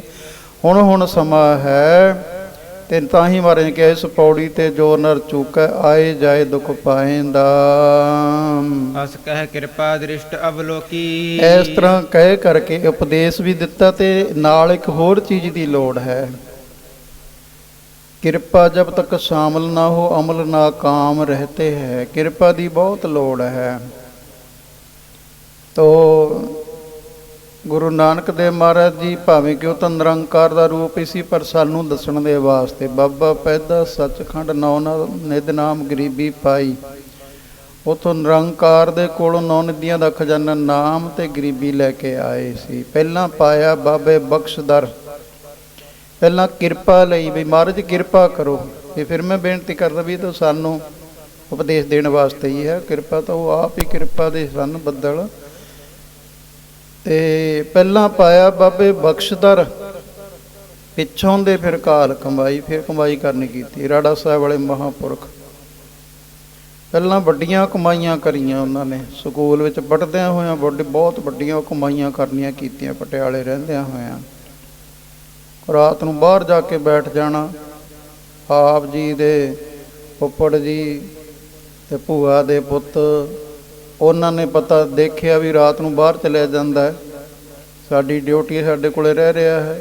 ਅੰਦਰੋਂ ਜਿੰਦਾ ਲਾ ਦੇਣਾ, ਦਰਵਾਜ਼ੇ ਨੂੰ ਜਿੰਦਾ ਲਾ ਦੇਣਾ, ਅੰਦਰੋਂ ਦਰਵਾਜ਼ਾ ਖੋਲ੍ਹ ਕੇ ਜਾਂਦੇ ਸੀ। ਫਿਰ ਪੌੜੀਆਂ ਦੇ ਵਿੱਚ ਬੈਠ ਜਾਣਾ ਆਪ ਜੀ ਨੇ। ਇਸ ਤਰ੍ਹਾਂ ਰਾਤਾਂ ਨੂੰ ਉੱਥੇ ਰਹਿ ਕੇ ਵੀ ਫਿਰ ਰੇਰੂ ਸਾਹਿਬ ਮਹਾਂਪੁਰਖਾਂ ਕੋਲ ਰਹਿ ਕੇ ਵੱਡੀਆਂ ਕਮਾਈਆਂ ਕੀਤੀਆਂ। ਫਿਰ ਰਾੜੇ ਦੇ ਢੱਕ 'ਚ ਆ ਗਏ, ਇੱਥੇ ਮੜਿਆਂ 'ਤੇ ਬੈਠ ਕੇ, ਨਹਿਰ ਦੇ ਕਿਨਾਰੇ ਬੈਠ ਕੇ ਪਹਿਲਾਂ ਵੱਡੀਆਂ ਵੱਡੀਆਂ ਕਮਾਈਆਂ ਕੀਤੀਆਂ। ਫਿਰ ਭਾਂਡਾ ਭਰ ਗਿਆ, ਕਮਾਈ ਦੇ ਨਾਲ ਭਾਂਡਾ ਭਰ ਗਿਆ। ਫਿਰ ਅਨੁਭਵੀ ਬਚਨ ਸ਼ੁਰੂ ਹੋ ਜਾਂਦੇ ਨੇ। ਫਿਰ ਉਹ ਵਾਹਿਗੁਰੂ ਪਰਮੇਸ਼ਰ ਵੱਲੋਂ ਹੀ। ਸੋ ਪਹਿਲਾਂ ਪਾਇਆ ਬਾਬੇ ਬਖਸ਼ਦਰ, ਪਿੱਛੋਂ ਦੇ ਫਿਰ ਕਾਲ ਕਮਾਈ, ਬਖਸ਼ਿਸ਼ ਲੈ ਕੇ ਆਏ ਸੀ। ਫਿਰ ਕਮਾਈ ਕਰਨੀ ਕੀਤੀ, ਫਿਰ ਅੱਗੇ ਸੰਗਤਾਂ ਨੂੰ ਵੰਡਦੇ ਹਨ। ਦੁਬਾਰਾ ਪੜ੍ਹਦੇ ਹੋ ਜੀ। ਅਸ ਕਹਿ ਕਿਰਪਾ ਦ੍ਰਿਸ਼ਟ ਅਵਲੋਕੀ। ਇਸ ਤਰ੍ਹਾਂ ਕਹਿ ਕਰਕੇ ਗੁਰੂ ਨਾਨਕ ਦੇਵ ਜੀ ਨੇ ਹੁਣ ਪਿਤਾ ਵੱਲ ਕਿਰਪਾ ਵਾਲੀ ਨਿਗਾਹ ਦੇ ਨਾਲ ਦੇਖਣਾ ਕੀਤਾ। ਗੁਰਸਿੱਖਾ ਤੂੰ ਵੀ ਕਿਰਪਾ ਮੰਗਿਆ ਕਰ। ਵੀ ਮਹਾਰਾਜ ਕਿਰਪਾ ਦੀ ਦ੍ਰਿਸ਼ਟੀ ਕਰਨੀ ਕਰੋ, ਮਿਹਰ ਦੀ ਨਜ਼ਰ ਕਰਨੀ ਕਰੋ। ਪਿਤ ਕੇ ਉਰਤੇ ਮਾਇਆ ਰੋਕੀ। ਪਿਤਾ ਜੀ ਦੇ ਹਿਰਦੇ ਦੇ ਵਿੱਚ ਜਿਹੜੀ ਮਾਇਆ ਸੀ ਸਾਰੀ ਉਹ ਰੋਕ ਦਿੱਤੀ ਹੈ। ਤਤ ਛਿਨ ਗਿਆਤ ਹਿਰਦੇ ਮਹਿ ਆਈ। ਉਸੇ ਸਮੇਂ ਗਿਆਤ ਕਹਿੰਦੇ ਨੇ ਗਿਆਨ ਆ ਗਿਆ ਹਿਰਦੇ ਦੇ ਵਿੱਚ, ਸੋਝੀ ਆ ਗਈ ਹੈ। ਜਨ ਮਦ ਉੱਤਰ ਗਏ ਸੁਧ ਪਾਈ। ਮਨ ਨੂੰ ਮਦ ਕਹਿੰਦੇ ਨੇ ਨਸ਼ਾ ਪੀਤਾ ਹੋਵੇ ਕਿਸੇ ਦਾ, ਨਸ਼ਾ ਉੱਤਰ ਜਾਵੇ ਉਹਨੂੰ ਸੋਝੀ ਹੋ ਜਾਂਦੀ ਹੈ ਆਪਣੀ। ਐਸੇ ਤਰ੍ਹਾਂ ਹੀ ਪਿਤਾ ਜੀ ਨੂੰ ਗਿਆਨ ਹੋ ਗਿਆ। ਬੋਲਿਓ ਕਰਕੇ ਭਾਉ ਕਨੇਰਾ। ਬਹੁਤ ਜ਼ਿਆਦਾ ਭਾਵ ਪ੍ਰੇਮ ਕਰਕੇ ਪਿਤਾ ਜੀ ਕਹਿਣ ਲੱਗੇ, ਅੱਗੇ ਗੁੱਸੇ ਵਿੱਚ ਬੋਲਦੇ ਹੁੰਦੇ ਸੀ, ਹੁਣ ਕਿਰਪਾ ਹੋ ਗਈ ਹੈ। ਲੱਗੇ ਰਹਿਣ ਦੀ ਲੋੜ ਹੈ, ਜਦੋਂ ਆਪਾਂ ਮੰਗੀ ਜਾਵਾਂਗੇ ਆਪਣੇ ਤੇ ਵੀ ਕਿਰਪਾ ਕਰਨਗੇ। ਮਹਾਰਾਜ ਨੇ ਕਿਹੜਾ ਕਿਤੋਂ ਲੈ ਕੇ ਆਉਣੀ ਹੈ, ਕੋਲੇ ਹੀ ਪਈ ਹੈ। ਭਾਂਡਾ ਹੀ ਬਣਨ ਦੀ ਲੋੜ ਹੈ। ਜਦੋਂ ਭਾਂਡਾ ਬਣ ਜਾਊਗਾ ਸਾਡਾ, ਉਸ ਸਮੇਂ ਮਹਾਰਾਜ ਨੇ ਫਿਰ ਉਹ 'ਚ ਵਸਤੂ ਪਾ ਦੇਣੀ ਹੈ। ਇਸ ਕਰਕੇ ਭਾਂਡਾ ਜਦੋਂ ਆਉਂਦੇ ਰਹਾਂਗੇ ਤੇ ਫਿਰ ਸਰਦਾ ਬਣ ਜਾਣੀ ਹੈ, ਭਾਂਡਾ ਬਣ ਜਾਣਾ ਹੈ। ਫਿਰ ਪੜੋ। ਬੋਲਿਓ ਕਰਕੇ ਭਾਉ ਕਨੇਰਾ। ਬਹੁਤ ਪ੍ਰੇਮ ਦੇ ਵਿੱਚ ਪਿਤਾ ਜੀ ਹੁਣ ਕਹਿਣ ਲੱਗੇ ਆ, ਮੈਂ ਜਾਣਤ ਰਹਿਓ ਸੁਤ ਮੇਰਾ। ਹੇ ਨਾਨਕ ਜੀ, ਅੱਜ ਤੱਕ ਮੈਂ ਤੁਹਾਨੂੰ ਪੁੱਤਰ ਜਾਣਦਾ ਰਿਹਾ। ਮਹਾਪੁਰਖ ਤੁਮ ਦੀਨ ਦਿਆਲਾ। ਤੁਸੀਂ ਤਾਂ ਦੀਨਾਂ ਦੇ ਦਿਆਲੂ ਮਹਾਨ ਪੁਰਖ ਹੋ, ਪਰਮੇਸ਼ਰ ਦਾ ਰੂਪ ਹੋ। ਮੁਝ ਉਰ ਦੀਜੈ ਗਿਆਨ ਵਿਸਾਲਾ। ਹੁਣ ਕਿਰਪਾ ਕਰੋ, ਹੋਰ ਵੀ ਜਿਹੜਾ ਥੋੜਾ ਬਾਲਾ ਕੋਈ ਰਹਿੰਦੀ ਹੈ ਕਸਰ, ਉਹ ਵੀ ਦੂਰ ਕਰ ਦਿਓ, ਗਿਆਨ ਦੇ ਦਿਓ ਮੈਨੂੰ। ਜਹ ਤੇ ਜਨਮ ਮਰਨ ਹਵੈ ਹਾਨਾ। ਜਿਸ ਕਰਕੇ ਜਨਮ ਮਰਨ ਮੇਰਾ ਹਾਨ ਹੋ ਜਾਵੇ, ਨਾਸ ਹੋ ਜਾਵੇ। ਕਿਉਂਕਿ ਪਹਿਲਾਂ ਤਾਂ ਮੰਗਦੇ ਹੁੰਦੇ ਸੀ ਨਾ ਵੀ ਕਮਾਈ ਕਰ, ਰੁਪਈਏ ਲਿਆ, ਕਮਾ ਕੇ ਜਿਵੇਂ ਮਰਜ਼ੀ ਲਿਆ। ਪਰ ਕਿਰਪਾ ਹੋ ਗਈ ਮਹਾਰਾਜ ਜੀ ਦੀ, ਕਹਿਣ ਲੱਗੇ ਜਨਮ ਮਰਨ ਮੁਕਾ ਪੁੱਤਰ ਹੋਰ ਮੇਰਾ, ਜਿਸ ਕਰਕੇ ਆਨੰਦ ਹੀ ਆਨੰਦ ਪ੍ਰਾਪਤ ਹੋਵੇ।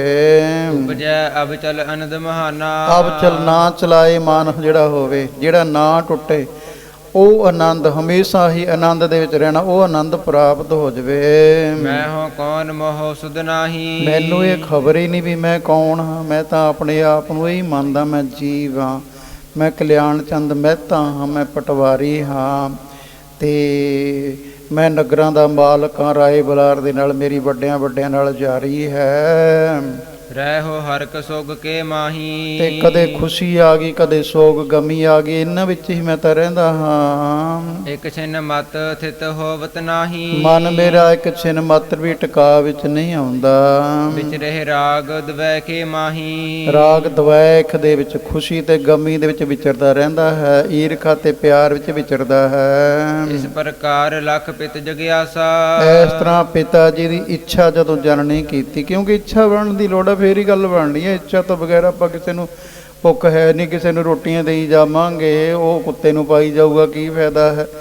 ਇੱਛਾ ਬਣਨ ਦੀ ਲੋੜ ਹੈ। ਬੋਲੇ ਬਚਨ ਗਿਆਨ ਕੇ ਰਾਸਾ। ਉਸ ਸਮੇਂ ਗਿਆਨ ਦੇ ਬਚਨ ਸਤਿਗੁਰੂ ਮਹਾਰਾਜ ਜੀ ਕਹਿਣ ਲੱਗੇ ਆ, ਪਰਮੇਸ਼ਰ ਤੇ ਬੇਮੁਖ ਜੋਈ। ਐ ਪਿਤਾ ਜੀ, ਪਰਮੇਸ਼ਰ ਤੋਂ ਬੇਮੁਖ ਹੋ ਜਾਣਾ, ਪਰਮੇਸ਼ਰ ਦੀ ਹੋਂਦ ਤੋਂ ਦੂਰ ਹੋ ਜਾਣਾ, ਵੀ ਨਹੀਂ ਰੱਬ ਕੋਈ ਨਹੀਂ ਹੈ, ਮੈਂ ਹਾਂ ਬਸ ਠੀਕ ਹੈ, ਪੈਦਾ ਹੋ ਗਿਆ ਹਾਂ, ਖਾਣ ਪੀਣ ਦੇ ਵਾਸਤੇ ਮਕਾਨ ਬਣਿਆ ਹੋਇਆ ਹੈ, ਧੀਆਂ ਪੁੱਤਰ ਸੇਵਾ ਕਰਨ ਦੇ ਵਾਸਤੇ ਹਨ। ਪਰਮੇਸ਼ਰ ਤੋਂ ਬੇਮੁਖ ਹੋ ਜਾਣਾ, ਉਹਦੀ ਹੋਣ ਨੂੰ ਨਾਮ ਨਾ, ਜਿਹਨੂੰ ਨਾਸਤਕ ਵੀ ਕਹਿ ਦਿੰਦੇ ਆ। ਮਨ ਜੋ ਨਾਮ ਲਖੀਜੈ ਸੋਈ। ਇਹਦਾ ਨਾਮ ਜਨਨਾ ਕਰੋ, ਮਨ ਇਸ ਚੀਜ਼ ਨੂੰ ਕਹਿੰਦੇ ਨੇ, ਪਰਮੇਸ਼ਰ ਤੋਂ ਬੇਮੁਖ ਹੋ ਗਿਆ। ਜੋ ਸਰੂਪ ਸਨਮੁਖ ਹਵੈ ਲਾਗਾ। ਜਿਹੜਾ ਸਰੂਪ ਗੁਰੂ ਦੇ ਸਨਮੁਖ ਹੋ ਗਿਆ, ਵੀ ਹਾਂ ਗੁਰੂ ਹੈ, ਪਰਮੇਸ਼ਰ ਹੈ। ਭਇਓ ਅਮਨ ਸੋ ਲਖੋ ਸੁਭਾਗਾ। ਉਹ ਮਨ ਤੋਂ ਰਹਿਤ ਹੋ ਗਿਆ, ਉਹ ਅਮਨ ਬਣ ਗਿਆ ਹੈ, ਉੱਥੇ ਮਨ ਮਰ ਜਾਂਦਾ ਹੈ। ਜਿਉ ਰੱਬ ਬੇਮੁਖ ਬਰਫ ਹਵੈ ਜਾਵੇ। ਇਹਦੀ ਬੜੀ ਸੋਹਣੀ ਪਿਤਾ ਜੀ ਤੁਹਾਨੂੰ ਅਸੀਂ ਉਦਾਹਰਣ ਦੇ ਰਹੇ ਹਾਂ। ਜਿਸ ਤਰੀਕੇ ਅਨੁਸਾਰ ਰੱਬ ਕਹਿੰਦੇ ਨੇ ਸੂਰਜ ਨੂੰ, ਸੂਰਜ ਤੋਂ ਪਾਣੀ ਜਿਹੜਾ ਹੈ ਬੇਮੁਖ ਹੋ ਜਾਂਦਾ ਹੈ, ਤੇ ਫਿਰ ਉਹ ਸੂਰਜ ਤੋਂ ਪਿੱਠ ਕਰਕੇ ਹੌਲੀ ਹੌਲੀ ਜੰਮਦਾ ਉਹ ਬਰਫ਼ ਦਾ ਡਲਾ ਬਣ ਜਾਂਦਾ ਹੈ। ਸਨਮੁਖ ਤੇ ਸੋ ਜਲ ਪਦ ਪਾਵੈ। ਜਦੋਂ ਸੂਰਜ ਦੇ ਸਾਹਮਣੇ ਹੋ ਗਿਆ, ਉਹ ਫਿਰ ਬਰਫ਼ ਜਿਹੜਾ ਬਣ ਗਿਆ ਸੀ, ਦੁਬਾਰਾ ਉਹ ਜਲ ਦੀ ਪਦਵੀ ਪ੍ਰਾਪਤ ਕਰ ਲੈਂਦਾ, ਪਾਣੀ ਬਣ ਜਾਂਦਾ ਹੈ। ਤਿਉ ਇਸ ਮਨ ਕੀ ਗਤ ਲਖ ਲੀਜੈ। ਐਸੇ ਤਰ੍ਹਾਂ ਹੀ ਹੈ ਪਿਤਾ ਜੀ, ਇਹ ਮਨ ਦੀ ਗਤੀ ਜਨਨੀ ਕਰੋ। ਪਰਮੇਸ਼ਰ ਦਿਸ ਦ੍ਰਿੜ ਸੋ ਕਰੀਜੈ। ਇਸ ਮਨ ਨੂੰ ਪਰਮੇਸ਼ਰ ਵੱਲ ਦ੍ਰਿੜ ਕਰਕੇ ਲਾ ਦਿਓ, ਵੀ ਪਰਮੇਸ਼ਰ ਹੈ, ਉਹਦੇ ਉਪਦੇਸ਼ ਵੱਲ ਲਾਉਣਾ ਕਰੋ। ਹਰਖ ਸੋਕ ਪੁਨ ਰਾਗ ਜੋ ਦਵਾਖਾ, ਹਰਖ ਸੋਕ ਖੁਸ਼ੀ ਆ ਜਾਣੀ, ਗਮੀ ਆ ਜਾਣੀ। ਕਿਸੇ ਨਾਲ ਪਿਆਰ ਕਰਨਾ ਤੇ ਕਿਸੇ ਨਾਲ ਈਰਖਾ ਕਰਨੀ। ਤਿਨ ਤੇ ਹਵੈ ਹੈ ਸਥਿਤ ਵਿਸੇਖਾ, ਇਹਨਾਂ ਦੋਨਾਂ ਚੀਜ਼ਾਂ ਵੱਲੋਂ ਸਥਿਤ ਹੋ ਜਾਣਾ, ਟਿਕਾ ਵਿੱਚ ਆ ਜਾਣਾ। ਨਾ ਖੁਸ਼ੀ ਹੋਣੀ ਨਾ ਗਮੀ ਹੋਣੀ, ਤੇ ਨਾ ਕਿਸੇ ਨਾਲ ਜ਼ਿਆਦਾ ਪਿਆਰ ਕਰਨਾ, ਨਾ ਕਿਸੇ ਨਾਲ ਮੋਹ ਕਰਨਾ, ਨਾ ਦਵੈਕ ਈਰਖਾ ਕਰਨੀ। ਪਿਆਰ ਸਾਰਿਆਂ ਨਾਲ ਇੱਕੋ ਜਿਹਾ ਕਰਨਾ।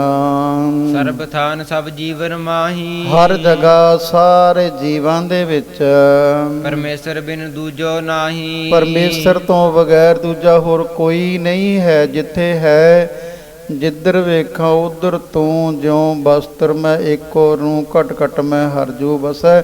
ਐਸੀ ਦ੍ਰਿਸ਼ਟੀ ਹੋ ਜਾਣੀ। ਧਰਨੀ ਸਰਬ ਵਿਖੈ ਜਲ ਜੈਸੇ, ਜਿਵੇਂ ਹੈ ਪਿਤਾ ਜੀ ਧਰਤੀ ਜਿੰਨੀ ਹੈ ਸਾਰੀ ਧਰਤੀ ਦੇ ਹੇਠਾਂ ਜਲ ਹੈ। ਪਰਮਾਤਮ ਰਹਿਓ ਪੂਰ ਸੋ ਐਸੇ, ਐਸੇ ਤਰ੍ਹਾਂ ਕੋਈ ਜਗ੍ਹਾ ਪਾਣੀ ਤੋਂ ਬਗੈਰ ਨਹੀਂ ਹੈ। ਵਾਹਿਗੁਰੂ ਪਰਮੇਸ਼ਰ ਵੀ ਹਰ ਜਗ੍ਹਾ ਵਿਆਪਕ ਹੈ। ਤੁਮ ਜੇ ਕਹੋ ਨਹਿ ਦੇਤ ਦਿਸਾਈ। ਹੁਣ ਇੱਥੇ ਸ਼ੰਕਾ ਹੁੰਦਾ ਵੀ ਦਿਸਦਾ ਤਾਂ ਹੈ ਨਹੀਂ। ਮਹਾਰਾਜ ਜੀ ਕਹਿ ਰਹੇ ਨੇ ਪਿਤਾ ਜੀ ਤੁਸੀਂ ਜੇ ਕਹੋ, ਐਸਾ ਨਹੀਂ ਤੁਸੀਂ ਜੇ ਕਹੋ ਵੀ ਉਹ ਤੁਸੀਂ ਕਹਿ ਰਹੇ ਹੋ ਹਰ ਜਗ੍ਹਾ ਵਸਦਾ, ਦਿਸਦਾ ਤੇ ਹੈ ਕੋਈ ਨਹੀਂ। ਸੋ ਬਿਦ ਨੀਕੀ ਦਿਓ ਬਿਤਾਈ, ਉਹ ਬੜੀ ਸੋਹਣੀ ਜੁਗਤੀ ਜਿਹੜੀ ਹੈ ਵੀ ਕਿਉਂ ਨਹੀਂ ਦਿਸ ਰਿਹਾ। ਮਹਾਰਾਜ ਜੀ ਕਹਿੰਦੇ ਤੇ ਜਿਨ੍ਹਾਂ ਨੂੰ ਦਿਸਦਾ ਉਹਨਾਂ ਨੂੰ ਕਿਉਂ ਦਿਸਦਾ, ਉਹ ਅਸੀਂ ਤੁਹਾਨੂੰ ਦੱਸਦੇ ਹਾਂ। ਗਿਆਨੀ ਕੋ ਜੋ ਹਿਰਦਾ ਬਿਮਲ ਹੈ, ਜਿਹੜਾ ਗਿਆਨੀ ਹੈ, ਜਿਸ ਨੂੰ ਗਿਆਨ ਹੋ ਗਿਆ, ਜਿਹਨੂੰ ਵਿਵੇਕੀ ਵੀ ਕਹਿ ਦਿੰਦੇ ਨੇ। ਪੰਥ ਨਹੀਂ ਹੈ, ਵਿਵੇਕ ਦਾ ਭਾਵ ਹੈ ਗਿਆਨ। ਗਿਆਨ ਹੋ ਜਾਣਾ, ਉਹਨੂੰ ਬ੍ਰਹਮ ਗਿਆਨੀ ਕਹਿ ਦੋ। ਬ੍ਰਹਮ ਪਰਮੇਸ਼ਰ ਉਹ ਕਹਿੰਦੇ ਨੇ, ਉਹਦਾ ਗਿਆਨ ਹੋ ਜਾਣਾ। ਉਹਦਾ ਹਿਰਦਾ ਜਿਹੜਾ ਬਿਮਲ ਮੈਲ ਤੋਂ ਰਹਿਤ ਹੈ, ਤਹਾਂ ਪ੍ਰਗਟ ਜਿਉ ਸਰੋਤ ਸੋ ਜਲ ਹੈ। ਉੱਥੇ ਇਉਂ ਪ੍ਰਗਟ ਹੁੰਦਾ ਹੈ ਵਾਹਿਗੁਰੂ ਜਿਵੇਂ ਸਰੋਤ ਦਾ ਜਲ ਹੁੰਦਾ। ਚਸ਼ਮਾ ਧਰਤੀ ਵਿੱਚੋਂ ਆਪਣੇ ਆਪ ਪਾਣੀ ਨਿਕਲ ਹੀ ਜਾਣਾ। ਜਦ ਚੱਲਦਾ ਜੋ ਜਲ ਹੈ ਉਹ ਬਿਲਕੁਲ ਸਾਫ਼ ਹੋਇਆ ਕਰਦਾ। ਐਸੇ ਤਰ੍ਹਾਂ ਜਿਹੜਾ ਗਿਆਨਵਾਨ ਹੈ ਉਹਦਾ ਹਿਰਦਾ ਸਾਫ਼ ਹੋਇਆ ਕਰਦਾ। ਪਾਣੀ ਸਾਫ਼ ਚੱਲ ਰਿਹਾ, ਉਹਦੇ ਕੋਲੇ ਖੜ ਕੇ ਦੇਖਾਂਗੇ, ਉਹਦੇ ਵਿੱਚ ਸਾਨੂੰ ਆਪਣਾ ਮੁੱਖ ਦਿਸਿਆ ਕਰਦਾ ਹੈ। ਜਗਿਆਸੀ ਕੋ ਉਰ ਹੈ ਸੋਈ, ਜਗਿਆਸੀ ਜਿਹੜਾ ਇੱਛਾਵਾਨ ਹੈ, ਜਿਹਦੇ ਮਨ ਵਿੱਚ ਹੈ ਇੱਛਾ ਵੀ ਮੈਂ ਰੱਬ ਨੂੰ ਮਿਲਣਾ ਹੈ, ਰੱਬ ਦੇ ਮਿਲਣ ਦੀ ਇੱਛਾ ਹੈ, ਉਹਦਾ ਜਿਹੜਾ ਹਿਰਦਾ ਹੈ ਰੂਪ ਸਮਾਨ ਜਾਣੇ ਸੋਈ। ਉਸ ਨੂੰ ਖੂਹ ਦੇ ਸਮਾਨ ਜਾਨਣਾ ਕਰੋ, ਜਿਵੇਂ ਖੂਹ ਦਾ ਜਲ ਹੋਇਆ ਕਰਦਾ ਹੈ। ਯਤਨ ਕਰੇ ਜਲ ਕਰ ਮਹਿ ਆਵੈ, ਯਤਨ ਕਰਕੇ ਉਹ ਪਾਣੀ ਜਿਹੜਾ ਹੱਥ ਵਿੱਚ ਆਉਂਦਾ, ਡੋਲ ਲੈਣਾ ਪਊਗਾ ਸਾਨੂੰ। ਡੋਲ ਨਾਲ ਪਾਣੀ ਕੱਢਾਂਗੇ, ਜਾਂ ਖੂਹ ਜੋੜਨਾ ਪਊਗਾ ਉਹਦੇ ਨਾਲ ਕੱਢਾਂਗੇ, ਜਾਂ ਕੱਪੜਾ ਭਿਉਂ ਕੇ ਉਹਦੇ ਨਾਲ ਕੱਢਾਂਗੇ। ਕਿਵੇਂ ਨਾ ਕਿਵੇਂ ਉਹ ਪਾਣੀ ਕੱਢਣਾ ਪਊਗਾ ਖੂਹ ਦੇ ਵਿੱਚੋਂ। ਐਵੇਂ ਜਿਵੇਂ ਜਗਿਆਸੂ ਉਹਨੂੰ ਉਦਮ ਕਰਨਾ ਪੈਂਦਾ। ਜਿਹੜਾ ਗਿਆਨਵਾਨ ਗਿਆਨ ਹੋ ਗਿਆ ਜਿਸ ਨੂੰ, ਉਹ ਜਲ ਉਹਦੇ ਕੋਲ ਹੀ ਹੈ, ਹਰ ਟਾਈਮ ਜਲ ਦੇ ਵਿੱਚ ਹੀ ਰਹਿ ਰਿਹਾ ਹੈ ਉਹ। ਪਰ ਜਿਹੜਾ ਜਗਿਆਸੂ ਇੱਛਾਵਾਨ ਹੈ ਉਹ ਜਲ ਨੂੰ ਕੱਢੇਗਾ, ਉਹਨੂੰ ਪ੍ਰਾਪਤ ਹੋ ਜਾਵੇਗਾ। ਤਿਉ ਪ੍ਰਯਾਸ ਤੇ ਈਸ਼ਰ ਪਾਵੈ, ਇਸ ਤਰੀਕੇ ਅਨੁਸਾਰ ਯਤਨ ਕਰਨ ਦੇ ਨਾਲ ਯਤਨ ਕਰੇਗਾ ਜਗਿਆਸੂ, ਤੇ ਉਹ ਯਤਨ ਕਰਦਾ ਜਾਵੇਗਾ। ਗੁਰੂ ਮਹਾਰਾਜ ਜੀ ਉਪਦੇਸ਼ ਦੇਣਗੇ ਵੀ ਐਂ ਕਰ, ਹੁਣ ਇਸ ਤਰ੍ਹਾਂ ਕਰਨਾ ਕਰ ਭਾਈ। ਹੁਣ ਤੂੰ ਡੋਲ ਬਣਾ ਲੈ, ਉਹਨੂੰ ਕੁੰਡਾ ਲਾ ਲਾ, ਉਹਨੂੰ ਰੱਸੀ ਬੰਨ੍ਹ ਲੈ। ਫਿਰ ਧਿਆਨ ਰੱਖੀ ਜਦੋਂ ਡੋਲ ਸਿੱਟੇਗਾ ਥੱਲੇ ਨੂੰ, ਅਣਜਾਣ ਬੀਬੀਆਂ ਸਿੱਟਦੀਆਂ ਸੀ, ਕਈ ਵਾਰੀ ਲੱਜ ਹੱਥੋਂ ਸੁੱਟ ਜਾਂਦੀ ਸੀ, ਉਹ ਫਿਰ ਬਾਂਹ ਦੇ ਨਾਲ ਬੰਨ੍ਹ ਲੈਂਦੀਆਂ। ਜਾਂ ਉਹਦੀ ਲੱਤ ਹੁੰਦੀ ਸੀ ਭੌਣੀ ਦਾ ਉੱਪਰ ਸਟੈਂਡ ਲੱਗਿਆ ਹੁੰਦਾ, ਉਹਦੀ ਲੱਤ ਨਾਲ ਲੱਜ ਬੰਨ੍ਹ ਦਿੰਦੀਆਂ ਸੀ। ਇਸੇ ਤਰ੍ਹਾਂ ਹੀ ਸਤਿਗੁਰੂ ਮਹਾਰਾਜ ਜੀ ਉਪਦੇਸ਼ ਦਿੰਦੇ ਨੇ ਵੀ ਇਸ ਤਰ੍ਹਾਂ ਧਿਆਨ ਰੱਖਣਾ, ਲੱਜ ਵੀ ਨਾ ਸੁੱਟ ਜਾਵੇ।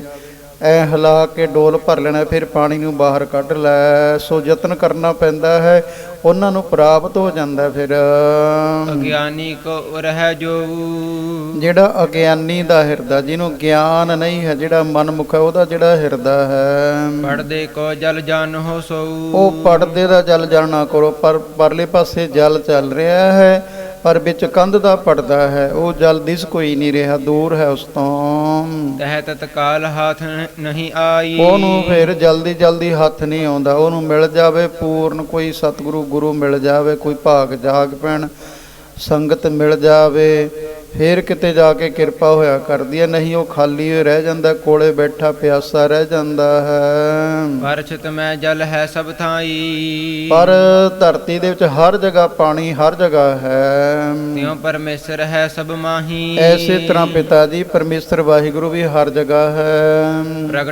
ਪ੍ਰਗਟਨ ਦੁਰਨ ਕਹੀ ਵਿਦ ਜਾਹੀ, ਉਹਦੇ ਪ੍ਰਗਟ ਹੋਣ ਦੀ ਤੇ ਉਹਦੇ ਛੁਪਣ ਦੀ ਵੀ ਦਿਸਦਾ ਕਿਉਂ ਨਹੀਂ ਹੈ, ਤੇ ਉਹ ਤੁਹਾਨੂੰ ਵਿਧੀ ਅਸੀਂ ਦੱਸ ਦਿੱਤੀ ਹੈ। ਇਹ ਜੋ ਜਗਤ ਬਣਾਓ ਬਣਿਓ ਹੈ, ਇਹ ਸੰਸਾਰ ਦੀ ਜਿਹੜੀ ਬਣਾਵਟ ਬਣੀ ਹੈ, ਸੰਸਾਰ ਸਾਰਾ ਜੋ ਦਿਸ ਰਿਹਾ ਹੈ, ਪਰਮਾਤਮਾ ਬਿਨ ਕੌਣ ਗੁਣਿਓ ਹੈ। ਦੱਸੋ ਤੁਸੀਂ ਦੇਖ ਕੇ ਹੁਣ ਮੈਨੂੰ ਦੱਸੋ ਵੀ ਪਰਮਾਤਮਾ ਤੋਂ ਬਗੈਰ ਤੁਹਾਨੂੰ ਕੀ ਦਿਸ ਰਿਹਾ ਹੈ। ਜਿਉ ਨਿਜ ਰੂਪ ਬੀਜ ਵੱਡ ਧਾਰਤ, ਫਿਰ ਬੜੀ ਸੋਹਣੀ ਹੋਰ ਉਦਾਹਰਣ ਦੇਣੀ ਕੀਤੀ ਹੈ, ਜਿਸ ਤਰੀਕੇ ਅਨੁਸਾਰ ਪੜੋ ਜੀ। ਫਿਰ ਜਿਉ ਨਿਜ ਰੂਪ ਬੀਜ ਵੱਡ ਧਾਰਤ, ਬੀਜ ਹੈ ਕਿਸੇ ਵੀ ਚੀਜ਼ ਦਾ ਬੀਜ ਹੈ, ਜੀਰੀ ਬੀਜੀ ਆਪਾਂ ਉਹਦਾ ਬੀਜ ਹੈ, ਜਾਂ ਕੋਈ ਦਰਖਤ ਹੈ ਅੰਬ ਹੈ ਉਹਦਾ ਬੀਜ ਹੈ, ਗੁਠਲੀ ਹੈ, ਤੇ ਜਦੋਂ ਉਸ ਨੂੰ ਬੀਜਦੇ ਆ ਫਿਰ ਉਹ ਬਹੁਤ ਵੱਡਾ ਆਕਾਰ ਧਾਰਨ ਕਰ ਲੈਂਦਾ ਹੈ। ਜੈਸੇ ਬਟ ਬੀਜ ਅਤ ਸੂਖਮ ਸਰੂਪ ਹੋਤ, ਬੋਏ ਕੈ ਵਿਵਿਧ ਕਰੈ ਬਿਰਖਾ ਵਿਸਥਾਰ ਜੀ। ਬੋੜ ਦਾ ਛੋਟਾ ਜੀ ਬੀਜ ਹੁੰਦਾ, ਬਿਲਕੁਲ ਛੋਟਾ ਜਿਹਾ, ਪਰ ਜਦੋਂ ਬੀਜਿਆ ਗਿਆ ਫਿਰ ਬਹੁਤ ਵੱਡਾ ਰੂਪ ਧਾਰਨ ਕਰ ਲੈਂਦਾ। ਵੈ ਕਰ ਬਿਟਪ ਪਲੇ ਵਿਸਤਾਰਤ, ਬਹੁਤ ਵੱਡਾ ਦਰਖਤ, ਬਿਟਪ ਦਰਖਤ ਨੂੰ ਕਹਿੰਦੇ ਨੇ, ਦਰਖਤ ਹੋ ਕਰਕੇ ਆਪਣਾ ਫੈਲਾਰਾ ਕਰ ਲੈਂਦਾ। ਤਹ ਬੀਰਜ ਕੋ ਖੋਜੈ ਕੋ, ਉਹ ਬੀਜ ਨੂੰ ਫਿਰ ਕੋਈ ਲੱਭਣਾ ਕਰੇ। ਦਰਖਤ ਹੋ ਗਿਆ, ਅੰਬ ਲਾਓ ਆਪਾਂ, ਅੰਬ ਬੀਜਿਆ ਹੈ, ਅੰਬ ਹੋ ਗਿਆ, ਬਹੁਤ ਵੱਡਾ ਫੁਲਾਰਾ ਹੋ ਗਿਆ, ਉਹਦੇ ਟਾਹਣੇ ਟਾਹਣੀਆਂ ਹੋ ਗਏ, ਪੱਤੇ ਹੋ ਗਏ ਨੇ, ਉਹਦੇ ਵਿੱਚੋਂ ਦਰਖਤ ਦੇ ਵਿੱਚੋਂ ਕੋਈ ਬੀਜ ਨੂੰ ਲੱਭਣਾ ਕਰੇ। ਕਾਠ ਪੱਤਰ ਪੁਸ਼ਪਾਦਿਕ ਜੋ, ਉਹਦੀ ਕਾਠ ਜਿਹੜੀ ਲੱਕੜੀ ਹੈ, ਲੱਕੜੀ ਵਿੱਚੋਂ ਲੱਭੇ ਵੀ ਇੱਥੋਂ ਸਾਨੂੰ ਗੁਠਲੀ ਬੀਜ ਲੱਭ ਜਵੇ, ਪੱਤਿਆਂ ਦੇ ਵਿੱਚੋਂ ਬੀਜ ਨੂੰ ਲੱਭਣਾ ਕਰੇ ਵੀ ਬੀਜ ਬੀਜਿਆ ਸੀ ਮੈਂ, ਹੋਊਗਾ ਹੀ ਇੱਥੇ। ਪੁਸ਼ਪਾਦਿਕ ਜਿਹੜੇ ਫੁੱਲ ਲੱਗੇ ਹੋਏ ਨੇ, ਬੂਰ ਲੱਗਦਾ ਹੈ, ਉਹਦੇ ਵਿੱਚੋਂ ਕੋਈ ਬੀਜ ਨੂੰ ਲੱਭਣਾ ਕਰੇ। ਤਹ ਤੇ ਹਾਥ ਨ ਆਵਹਿ ਕਬਹੀ, ਤੇ ਉਹ ਕਦੇ ਵੀ ਨਾ ਲੱਕੜ ਵਿੱਚੋਂ, ਨਾ ਪੱਤਿਆਂ ਵਿੱਚੋਂ, ਨਾ ਫੁੱਲ ਦੇ ਵਿੱਚੋਂ ਕਦੇ ਵੀ ਹੱਥ ਨਹੀਂ ਆਵੇਗਾ। ਖੋਜਤ ਰਹਿ ਮਾਰਬਲ ਸਭ ਹੀ, ਸਾਰੀ ਉਮਰ ਭਾਵੇਂ ਲੱਭੀ ਜਾਵੇ, ਜਿੰਨਾ ਮਰਜ਼ੀ ਖੋਜ ਕਰੀ ਜਾਵੇ, ਦੂਰਬੀਨ ਲੈ ਕੇ ਉਹਦੇ ਵਿੱਚ ਦੇਖੀ ਜਾਵੇ, ਨਹੀਂ ਮਿਲੇਗਾ। ਜੇ ਫਲ ਕੋ ਖੋਜੇ ਪਲ ਪਾਂਤੀ, ਹਾਂ ਇਹ ਹੈ ਕੋਈ ਸਿਆਣਾ, ਫਿਰ ਜਦੋਂ ਦਰਖਤ ਨੂੰ ਫਲ ਲੱਗੇਗਾ ਉਹ ਫਲ ਦੀ ਫਿਰ ਖੋਜ ਕਰੇਗਾ।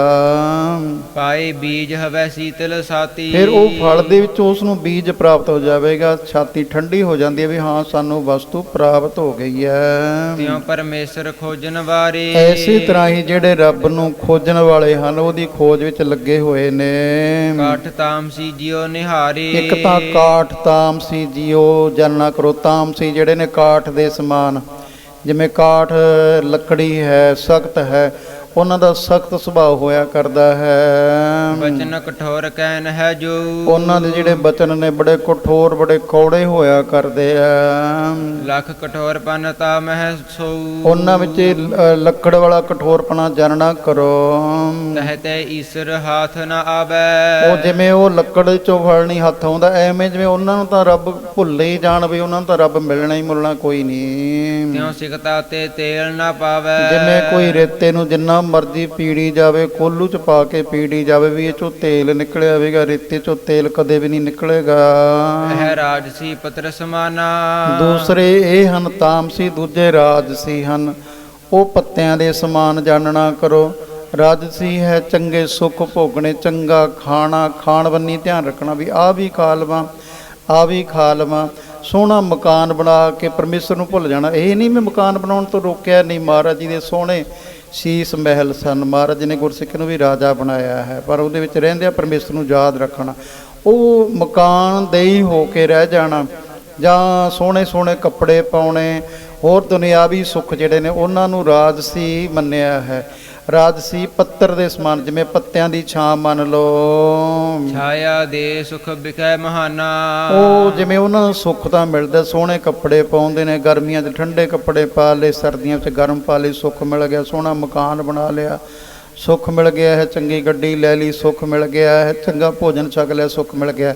ਐਵੇਂ ਜਿਵੇਂ ਛਾਇਆ ਦਾ, ਪੱਤਿਆਂ ਦੀ ਛਾਂ ਦਾ ਉਹਨਾਂ ਨੂੰ ਸੁੱਖ ਤਾਂ ਮਿਲ ਜਾਂਦਾ ਹੈ, ਤਨ ਤੇ ਹਰੀ ਪਾਏ ਨਹਿ ਕੈਸੇ, ਪਰ ਜਿਵੇਂ ਪੱਤਿਆਂ ਵਿੱਚੋਂ ਬੀਜ ਨਹੀਂ ਮਿਲਦਾ, ਐਵੇਂ ਜਿਵੇਂ ਉਹਨਾਂ ਨੂੰ ਵੀ ਰੱਬ ਦੀ ਪ੍ਰਾਪਤੀ ਵਗੈਰਾ ਕੋਈ ਨਹੀਂ ਹੁੰਦੀ। ਅੰਦੇ ਕੋ ਮਗ ਮੋਤੀ ਜੈਸੇ, ਜਿੰਨੇ ਮਰਜ਼ੀ ਮੋਤੀ ਖਿੰਡੇ ਰਹਿਣ ਰਸਤੇ ਦੇ ਵਿੱਚ, ਹੋਵੇ ਅੰਧਾ ਪੁਰਸ਼, ਉਹਨੂੰ ਮੋਤੀ ਕੀ ਕਰਨਗੇ? ਉਸ ਪਸਮਾਨ ਸ਼ਾਂਤ ਕੀ ਜੇਈ, ਪਰ ਜਿਹੜੇ ਸ਼ਾਂਤ ਕੀ ਹਨ ਉਹਨੂੰ ਫੁੱਲ ਦੇ ਸਮਾਨ ਜਾਣਨਾ ਕਰੋ।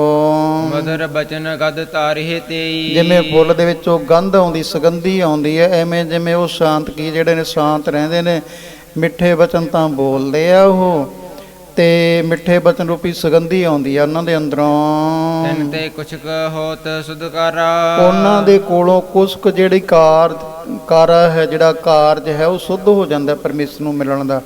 ਹੌਲੀ ਹੌਲੀ ਲੱਗੇ ਰਹਿੰਦੇ ਆ, ਅੱਗੇ ਕਿਰਪਾ ਹੋਈ ਜਾਂਦੀ ਹੈ। ਫਿਰ ਸ਼ਾਂਤ ਕੀ ਜਿਹੜੀ ਬਿਰਤੀ ਆ ਉਸ ਤੋਂ ਵੀ ਉੱਪਰ ਹੋ ਜਾਂਦੇ ਆ। ਨਹਿ ਪਾਇਤ ਹੈ ਪ੍ਰਭੂ ਅਪਾਰਾ, ਨਹੀਂ ਤਾਂ ਉਹ ਪਾਰਾਵਾਰ ਤੋਂ ਵਾਹਿਗੁਰੂ ਪਰਮੇਸ਼ਰ ਕਿਵੇਂ ਵੀ ਪਾਇਆ ਨਹੀਂ ਜਾਂਦਾ। ਗਿਆਨੀ ਹੈ ਫਲ ਕੇ ਰਸਮਾਨਾ, ਗਿਆਨਵਾਨ ਜਿਹੜਾ ਹੈ ਉਹ ਹੈ ਫਲ ਦੇ ਸਮਾਨ। ਬੀਜ ਰੂਪ ਤਹਿ ਪ੍ਰਭੂ ਮਿਲਾਨਾ, ਤੇ ਬੀਜ ਰੂਪ ਵਾਹਿਗੁਰੂ ਪਰਮੇਸ਼ਰ ਉਹ ਉਸ ਨੂੰ ਪ੍ਰਾਪਤ ਹੋ ਗਿਆ ਹੈ, ਹੋਣਾ ਨਹੀਂ, ਉਸ ਨੂੰ ਪ੍ਰਾਪਤ ਹੋ ਗਿਆ। ਉਹ ਸਾਰਿਆਂ ਦੇ ਵਿੱਚ ਹੀ ਉਸ ਨੂੰ ਜਾਣਦਾ ਹੈ। ਕਬਰ ਸਥਾਨ ਸੁਪਾਵਤ ਨਾਹੀ, ਹੋਰ ਜਗ੍ਹਾ ਕਿਤੇ ਵੀ ਉਸ ਦੀ ਪ੍ਰਾਪਤੀ ਨਹੀਂ ਹੁੰਦੀ। ਬਸੇ ਸਦਾ ਸਤ ਸੰਕਤ ਮਾਹੀ, ਜੇ ਉਹ ਵਸਦਾ ਹੈ ਸਦਾ ਸੰਗਤ ਵਿੱਚ ਵਸਦਾ। ਕਿਉਂਕਿ ਗਿਆਨੀ ਦੀ ਗੱਲ ਕਰੀ ਹੈ ਨਾ, ਗਿਆਨ ਜਿਹੜਾ ਹੈ ਆ ਕੇ ਸੰਗਤ ਦੇ ਵਿੱਚੋਂ ਹੀ ਸਾਨੂੰ, ਸਤ ਸੰਗਤ ਦੇ ਵਿੱਚੋਂ, ਜਿੱਥੇ ਸਤ ਦੀ ਗੱਲ ਕਰਦੀ ਹੈ, ਸਤ ਇੱਕ ਵਾਹਿਗੁਰੂ ਪਰਮੇਸ਼ਰ ਹੈ, ਸਤ ਸੰਗਤ ਦੇ ਵਿੱਚੋਂ ਸਾਨੂੰ ਗਿਆਨ ਪ੍ਰਾਪਤ ਹੁੰਦਾ ਹੈ। ਉਹ ਵਾਹਿਗੁਰੂ ਪਰਮੇਸ਼ਰ ਇਸੇ ਕਰਕੇ ਕਿਹਾ ਹੈ, ਵਿੱਚ ਸੰਗਤ ਹਰਿ ਪ੍ਰਭ ਵਸੈ ਜੀਓ। हे ਪਿਤ ਇੱਕ ਪਰਮਾਤਮ ਸਾਰੇ, ਇਹ ਪਿਤਾ ਜੀ ਇੱਕ ਵਾਹਿਗੁਰੂ ਪਰਮੇਸ਼ਰ ਉਹ ਹਰ ਜਗ੍ਹਾ ਵਿਆਪਤ ਹੈ। ਰਾਗ ਦਵੈਖ ਕਿਉਂ ਕਰੋ ਵਿਚਾਰੇ, ਫੇਰ ਕਿਤੇ ਮੋਹ ਪੈਦਾ ਹੋ ਗਿਆ, ਕਿਤੇ ਦਵਾ ਖੀਰ ਖਾਓਗੀ, ਉਹ ਕਿਉਂ ਕਰਦੇ ਹੋ?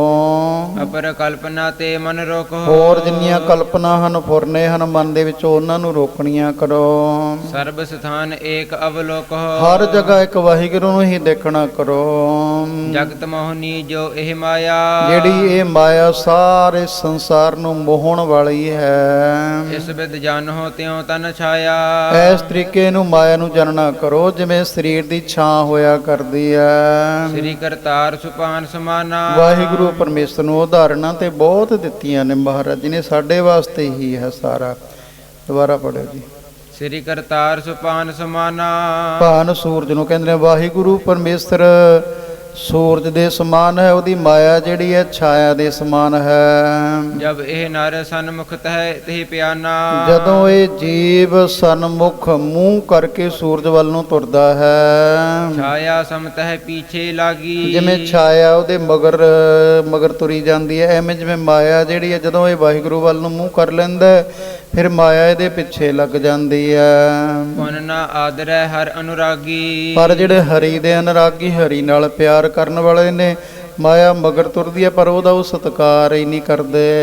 ਹਰ ਤੇ ਪੀਠ ਜੋ ਫੇਰ ਪਿਆਨਾ, ਪਰ ਜਿਹੜੇ ਹਰੀ ਨੂੰ ਪਿੱਠ ਦੇ ਕੇ, ਵਾਹਿਗੁਰੂ ਨੂੰ ਪਿੱਠ ਕਰਕੇ ਦੂਸਰੇ ਪਾਸੇ ਨੂੰ ਤੁਰਦੇ ਹਨ, ਮਾਇਆ ਗਹਿਨ ਚਹਿ ਨਰ ਇਆਨਾ, ਜਿਹੜੇ ਅਣਜਾਣ ਲੋਕ ਹਨ ਮਾਇਆ ਨੂੰ ਫੜਨਾ ਚਾਹੁੰਦੇ ਹਨ, ਤਬ ਛਾਇਆ ਸਮ ਆਗੈ ਧਾਈ, ਤਾਂ ਉਹ ਛਾਂ ਦੀ ਤਰ੍ਹਾਂ, ਜਿਵੇਂ ਸੂਰਜ ਵੱਲ ਨੂੰ ਪਿੱਠ ਕਰ ਲਓ ਛਾਂ ਫਿਰ ਅੱਗੇ ਭੱਜਦੀ ਹੈ, ਮੂੰਹ ਕਰ ਲਓ ਛਾਂ ਪਿੱਛੇ ਭੱਜਦੀ ਹੈ। ਇਸੇ ਤਰ੍ਹਾਂ ਹੀ ਉਹਨਾਂ ਦੇ ਫਿਰ ਛਾਂ ਜਿਹੜੀ ਹੈ ਅੱਗੇ ਅੱਗੇ ਭੱਜੀ ਜਾਂਦੀ ਹੈ। ਕਰੈ ਜਤਨ ਬਹੁ ਕਰਨ ਹੈ ਆਈ, ਜਿੰਨਾ ਮਰਜ਼ੀ ਯਤਨ ਕਰਨਗੇ ਅੱਗੇ ਹੋਰ ਤੁਰਨਗੇ, ਉਹਨਾਂ ਦੇ ਹੱਥ ਨਹੀਂ ਆਉਂਦੇ।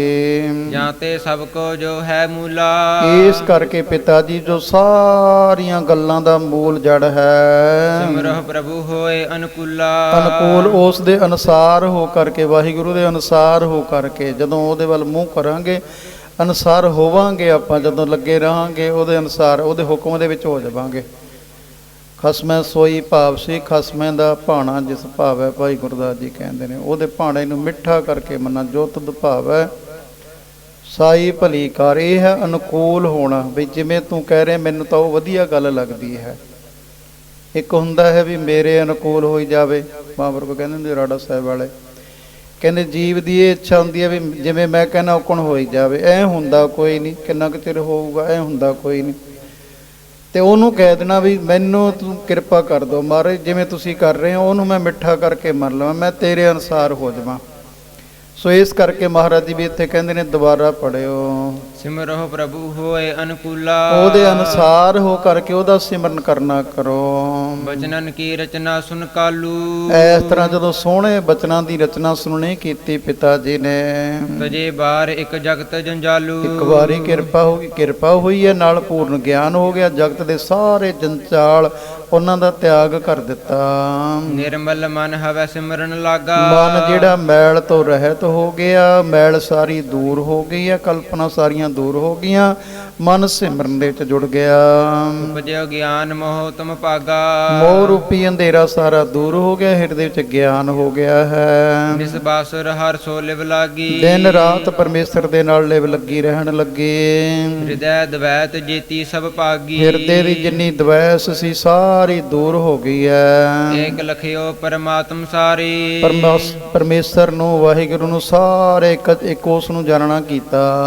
ਅਨਕ ਕਲਪਨਾ ਕੀਨੇ ਨਿਵਾਰੇ। ਅਨੇਕਾਂ ਜਿਹੜੀਆਂ ਕਲਪਨਾ ਫੁਰਨੇ ਉੱਠਦੇ ਸੀ ਸਾਰੇ ਦੂਰ ਹੋ ਗਏ ਐ। ਜਿਉ ਸਰਾਫ ਭੂਖਨ ਮਤ ਤਿਆਗੀ। ਜਿਵੇਂ ਜਿਹੜਾ ਸਰਾਫੀਆ ਹੈ, ਜਿਹੜਾ ਸੁਨਿਆਰ ਹੈ, ਜਦੋਂ ਉਹਦੇ ਕੋਲੇ ਅਸੀਂ ਸੋਨਾ ਵੇਚਣ ਵਾਸਤੇ ਜਾਂਦੇ ਹਾਂ ਵੀ ਲੈ ਵੀ ਆਹ ਕੜਾ ਲੈ ਲੈ, ਆਹ ਦੇ ਮੁੰਦੀ ਕਿੰਨੀ ਸੋਹਣੀ ਬਣੀ ਹੋਈ ਹੈ, ਆਹ ਮੁੰਦੀ ਲੈ ਲੈ, ਫਿਰ ਉਹ ਵਜਨ ਕਰੂਗਾ ਉਹਦਾ। ਆਪਾਂ ਫਿਰ ਕਹਿੰਦੇ ਆ ਵੀ ਨਹੀਂ ਵਜਨ ਨਹੀਂ ਕਰਨਾ, ਦੇ ਕਿੰਨੀ ਸੋਹਣੀ ਇਹਦੀ ਬੰਤਰ ਕਢਾਈ ਕਿੰਨੀ ਸੋਹਣੀ ਹੋਈ ਹੈ, ਵੀ ਇਹਦੀ ਕੀਮਤ ਸੋਨੇ ਤੋਂ ਤਾਂ ਵੱਧ ਲੈਣੀ ਆ। ਅਸੀਂ ਉਹ ਕਹੂੰ ਮੇਰੇ ਵਾਸਤੇ ਸੋਨਾ ਹੈ, ਮੇਰੇ ਵਾਸਤੇ ਮੁੰਦੀ ਨਹੀਂ, ਮੇਰੇ ਵਾਸਤੇ ਕੜਾ ਨਹੀਂ ਹੈ।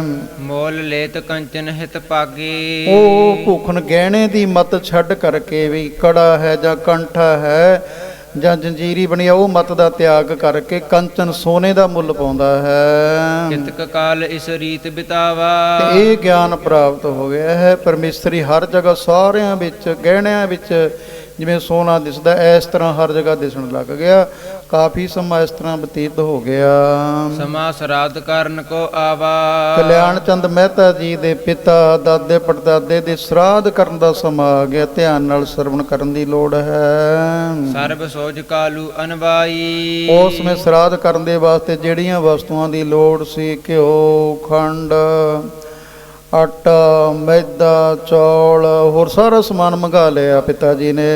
ਰੀਤ ਸਰਾਧ ਕਰਨੇ ਬਨਵਾਈ। ਤੇ ਹਾਂਜੀ, ਰੀਤ ਸਰਾਧ ਕਰਨੇ ਬਨਵਾਈ। ਸਰਾਧ ਕਰਨ ਦੇ ਵਾਸਤੇ ਜੋ ਰੀਤੀ ਹੈ ਉਹਦੀ ਤਿਆਰੀ ਕਰ ਦਿੱਤੀ। ਭੋਜਨ ਕਰਿਓ ਦਿਜਨ ਕੇ ਹੇਤਾ। ਭੋਜਨ ਤਿਆਰ ਕਰ ਲਿਆ ਪੰਡਤਾਂ ਨੂੰ ਛਕਾਉਣ ਵਾਸਤੇ। ਪੀਰ ਪੂਰ ਪਰ ਰਹੀ ਨਿਕੇਤਾ। ਘਰ ਦੇ ਵਿੱਚ ਬਹੁਤ ਜ਼ਿਆਦਾ ਬ੍ਰਾਹਮਣਾਂ ਦੀ, ਪੰਡਤਾਂ ਦੀ, ਛਕਣ ਵਾਲਿਆਂ ਦੀ ਭੀੜ ਹੋ ਗਈ ਹੈ। ਪੰਡਤ ਇੱਕ ਬੁਲਾਈ ਤਹਿ ਕਾਲਾ। ਇੱਕ ਪੰਡਤ ਨੂੰ ਬੁਲਾਉਣਾ ਕੀਤਾ। ਬੈਠਿਓ ਕਰਨ ਸਰਾਧ ਵਿਸਾਲਾ। ਉਹ ਬੈਠ ਕਰਕੇ ਸਰਾਧ ਦੀ ਵਿਧੀ ਦੱਸ ਕੇ ਸਰਾਧ ਕਰਾਉਣ ਲੱਗਿਆ। ਤਬ ਚਲ ਸਹਿਜ ਸੁਭਾਇਕ ਆਈ। ਇੰਨੀ ਦੇਰ ਤੱਕ ਸਹਿਜ ਸੁਭਾਏ ਗੁਰੂ ਨਾਨਕ ਦੇਵ ਜੀ ਵੀ ਆ ਗਏ ਹਨ। ਜੇ ਬੇਦੀ ਕੁਲ ਪਾਨ ਸੁਹਾਈ। ਜਿਹੜੇ ਬੇਦੀ ਕੁਲ ਦੇ ਭਾਨ ਸੂਰਜ ਦੀ ਤਰ੍ਹਾਂ ਸੋਭਾ ਪਾ ਰਹੇ ਹਨ। ਪਿਤ ਕੇ ਨਿਕਟ ਬੈਠ ਸੁਖਤਾਮਾ। ਸੁੱਖਾਂ ਦੇ ਘਰ ਗੁਰੂ ਨਾਨਕ ਦੇਵ ਜੀ ਪਿਤਾ ਜੀ ਦੇ ਕੋਲੇ ਆ ਕੇ ਬੈਠ ਗਏ। ਬਚਨ ਪਨੇ ਤਹਿ ਚਿਨ ਅਬਰਾਮਾ। ਉਸ ਸਮੇਂ ਬੜੇ ਸੋਹਣੇ ਬਚਨ ਕੀਤੇ ਮਹਾਰਾਜ ਜੀ ਨੇ। ਪਰਚੇ ਕੌਣ ਕਾਜ ਮਹਿਤਾਤਾ। ਇਹ ਪਿਤਾ ਜੀ ਇਹ ਕਿਹੜੇ ਕੰਮ ਵਿੱਚ ਪਰਚੇ ਹੋਏ ਹੋ, ਕੀ ਕਰ ਰਹੇ ਹੋ? ਪੀਰ ਅਜਰ ਕਹੀਏ ਬਿਰਤਾਂਤਾ। ਬੇੜੇ ਵਿੱਚ ਬੜੀ ਭੀੜ ਲੱਗੀ ਪਈ ਹੈ, ਕੀ ਕਾਰਨ ਹੈ ਸਾਰਾ ਕੁਝ ਦੱਸੋ। ਸੁਣ ਕਰ ਕਾਲੂ ਬਚਨ ਉਚਾਰੇ। ਸੁਣ ਕਰਕੇ ਪਿਤਾ ਜੀ ਬਚਨ ਕਰਨ ਲੱਗੇ। ਪਿਤਰਨ ਕੇਰ ਸਰਾਧ ਹਮਾਰੀ। ਇਹ ਪੁੱਤਰ ਜੀ ਉਹ ਸਾਡੇ ਪਿਤਰਾਂ ਦੇ ਵੱਡਿਆਂ ਦੇ ਹੁਣ ਸਰਾਧ ਕਰ ਰਹੇ ਹਾਂ ਅਸੀਂ। ਦਿਵਸ ਆਜ ਕੇ ਕਰੇ ਸਦਾਈ। ਇਸ ਦਿਨ ਹਰ ਸਾਲ ਹੀ ਕਰਦੇ ਹਾਂ। ਇਹ ਸਭ ਰੀਤ ਸ਼ਰੂਤੀ ਨੈ ਗਾਈ। ਇਹ ਜਿਹੜੀ ਸਰਾਧਾਂ ਦੀ ਰੀਤੀ ਹੈ, ਸ਼ਰੂਤੀਆਂ ਨੇ, ਸ਼ਾਸਤਰਾਂ ਨੇ ਗਾਉਣੀ ਕਰੀ ਹੈ। ਏ ਪਿਤ ਸਤ ਬਚਨ ਤੁਮ ਮਾਨੋ। ਉਸ ਸਮੇਂ ਗੁਰੂ ਨਾਨਕ ਦੇਵ ਜੀ ਕਹਿਣ ਲੱਗੇ, ਪਿਤਾ ਜੀ ਮੈਂ ਤੁਹਾਨੂੰ ਬਚਨ ਸੁਣਾ ਰਿਹਾ, ਇੱਕ ਉਹਨੂੰ ਝੂਠ ਨਾ ਮੰਨਿਓ, ਸੱਚ ਕਰਕੇ ਜਾਣਿਓ। ਪੁੰਨਵਾਨ ਅਤਿਸ਼ੈ ਨਿਜ ਜਾਨੋ। ਆਪਣੇ ਆਪ ਨੂੰ ਤੁਸੀਂ ਬਹੁਤ ਪੁੰਨਵਾਨ, ਪੁੰਨ ਕਰਨ ਵਾਲਾ ਜਾਣਨਾ ਕਰੋ। ਪਿਤਰ ਗਏ ਤੁਮਰੇ ਅਸ ਠੌਰੀ। ਜੀ ਭੂਖ ਰੋ ਪਿਆਸ ਜਹਾਨ ਹੈ ਥੋਰੀ। ਤੁਹਾਡੇ ਪਿੱਤਰ, ਤੁਹਾਡੇ ਵੱਡੇ ਵਡੇਰੇ ਤਾਂ ਉਹ ਜਗ੍ਹਾ ਚੱਲੇ ਗਏ ਜਿੱਥੇ ਭੁੱਖ ਤੇ ਪਿਆਸ ਥੋੜੀ ਜਿਹੀ ਵੀ ਨਹੀਂ ਲੱਗਦੀ। ਨਾਹੀਂ ਸਰਾਧ ਕੀ ਕਰਤ ਉਡੀਕਾ।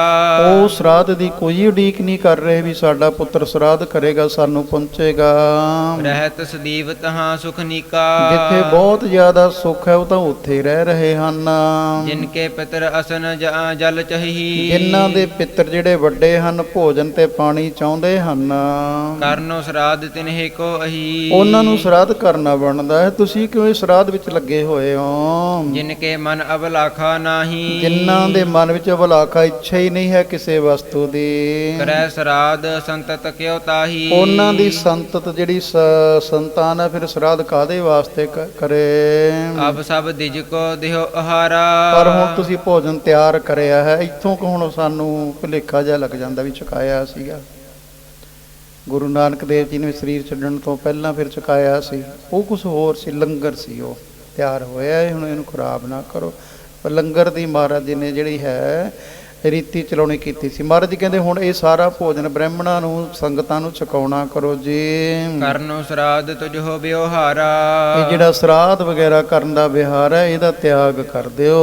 ਕਾਲੂ ਕਹੈ ਬਿਨਾ ਚਖ ਦੇਖੀ, ਵਧੀਆ ਗੱਲ ਹੈ ਵੀ ਪਿਤਾ ਜੀ ਕਹਿਣ ਲੱਗੇ ਪੁੱਤਰ ਜੀ ਜਿੰਨੀ ਦੇਰ ਤੱਕ ਅੱਖਾਂ ਦੇ ਨਾਲ ਨਹੀਂ ਦੇਖ ਲੈਂਦੇ, ਮੁਝੇ ਪ੍ਰਤੀਤ ਨ ਆਏ ਵਿਸੇਖੇ, ਮੈਨੂੰ ਭਰੋਸਾ ਨਹੀਂ ਆ ਰਿਹਾ ਉਨੀ ਦੇਰ ਤੱਕ।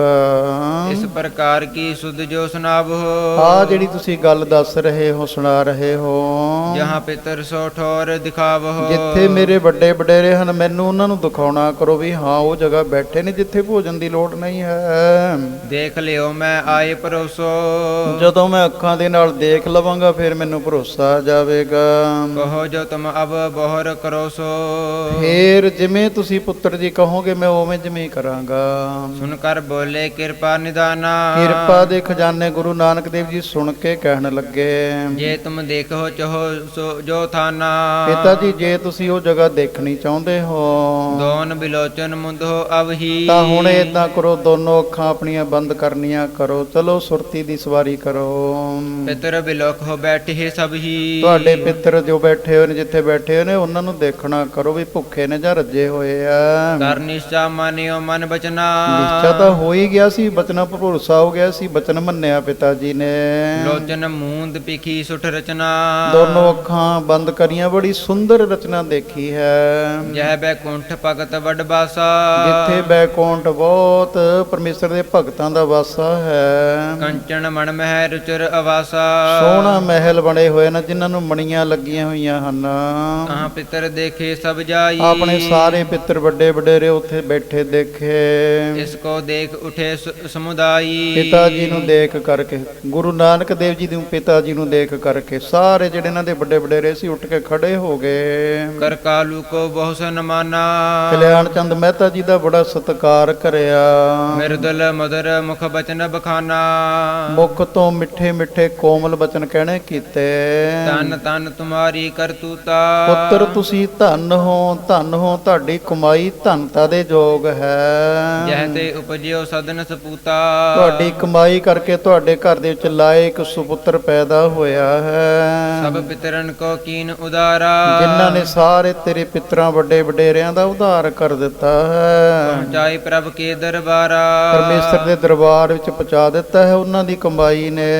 ਕਾਲੂ ਕਹਿ ਕਿਤਕ ਪਾ ਕਾਲਾ, ਕਲਿਆਣ ਚੰਦ ਜੀ ਕਹਿਣ ਲੱਗੇ ਪਿਤਾ ਜੀ ਦਾਦਾ ਜੀ ਕਦੋਂ ਕਦੇ ਕਿੰਨਾ ਸਮਾਂ ਹੋ ਗਿਆ ਤੁਹਾਨੂੰ ਇੱਥੇ ਆਇਆ ਨੂੰ? ਤੁਮਨੇ ਪਾਇਓ ਆਨੰਦ ਵਿਸਾਲਾ, ਇਹ ਆਨੰਦ ਜਿਹੜਾ ਬਹੁਤਾ ਪਾਇਆ ਤੁਸੀਂ ਕਦੋਂ ਤੋਂ ਪਾਇਆ ਹੈ? ਬਸੇ ਆਨ ਸ੍ਰੀ ਹਰਿ ਕੇ ਲੋਗਾ, ਪਰਮੇਸ਼ਰ ਦੇ ਲੋਕਾਂ ਦੇ ਵਿੱਚ ਆ ਕਰਕੇ ਕਦੋਂ ਕਦੇ ਬਸੇ ਹੋ ਤੁਸੀਂ? ਜਹ ਮਦ ਮਾਨ ਮੋਹ ਨਹਿ ਸੋਗਾ, ਜਿੱਥੇ ਨਾ ਹੰਕਾਰ ਨਾ ਕੋਈ ਮਾਣ ਨਾ ਕੋਈ ਸੋਗ ਦੁੱਖ ਹੈ। ਸੁਨ ਕਾਲੂ ਜਬ ਸਦਨ ਤੁਮਾਰੀ, ਉਸ ਸਮੇਂ ਉਹ ਕਹਿਣ ਲੱਗੇ ਮਾਤਾ ਜੀ ਪਿਤਾ ਜੀ ਕਲਿਆਣ ਚੰਦ ਜੀ ਦੇ ਕਹਿਣ ਲੱਗੇ ਪੁੱਤਰ ਜੀ ਜਦੋਂ ਤੁਹਾਡੇ ਘਰ ਦੇ ਵਿੱਚ ਅਵਤਰਿਓ ਸ੍ਰੀ ਏਕੰਕਾਰੇ, ਏਕ ਓੰਕਾਰ ਵਾਹਿਗੁਰੂ ਪਰਮੇਸ਼ਰ ਨੇ ਅਵਤਾਰ ਧਾਰਿਆ ਹੈ, ਤਬ ਕੇ ਆਨ ਵਸੇ ਇਹ ਥਾਨਾ, ਉਸ ਸਮੇਂ ਦੇ ਅਸੀਂ ਆ ਕਰਕੇ ਇਸ ਜਗ੍ਹਾ ਦੇ ਵਿੱਚ ਵਸੇ ਹੋਏ ਹਾਂ ਅਚੁੱਤ ਪਦਵੀ ਆਨੰਦ ਮਹਾਨਾ, ਜਿੱਥੇ ਬਹੁਤ ਜ਼ਿਆਦਾ ਆਨੰਦ ਹੈ। ਉਚੁੱਤ ਪਦਵੀ ਜਿੱਥੋਂ ਨਾ ਗਿਰਨਾ ਹੋਵੇ ਉਹ ਪਦਵੀ ਤੇ ਪਹੁੰਚ ਗਏ ਹਾਂ। ਸੁਤ ਕੋ ਸੁਤ ਨਾ ਜਾਣ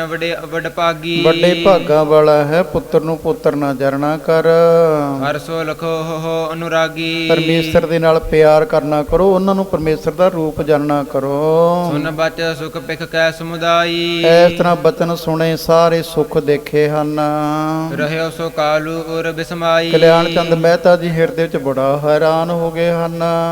ਤਜਨੇ ਕੀ ਅਬਲਾਖ ਨ ਕਰੀ। ਛੱਡਣ ਦੀ ਇੱਛਾ ਨਹੀਂ ਵੀ ਮੈਂ ਹੁਣ ਇਹਨਾਂ ਨੂੰ ਛੱਡ ਕੇ ਨਹੀਂ ਜਾ ਸਕਦਾ ਇੱਥੋਂ। ਰਹੋ ਇਹਾਂ ਮੈਂ ਹਿਰਦੈ ਵਿਚਰਈ। ਇੱਥੇ ਤਾਂ ਸੁੱਖ ਹੀ ਬਹੁਤ ਜ਼ਿਆਦਾ ਹੈ, ਦੁੱਖ ਦਾ ਨਾਮੋ ਨਿਸ਼ਾਨ ਨਹੀਂ। ਮੈਂ ਤਾਂ ਇੱਥੇ ਹੀ ਰਹਿਣਾ ਕਰਾਂ।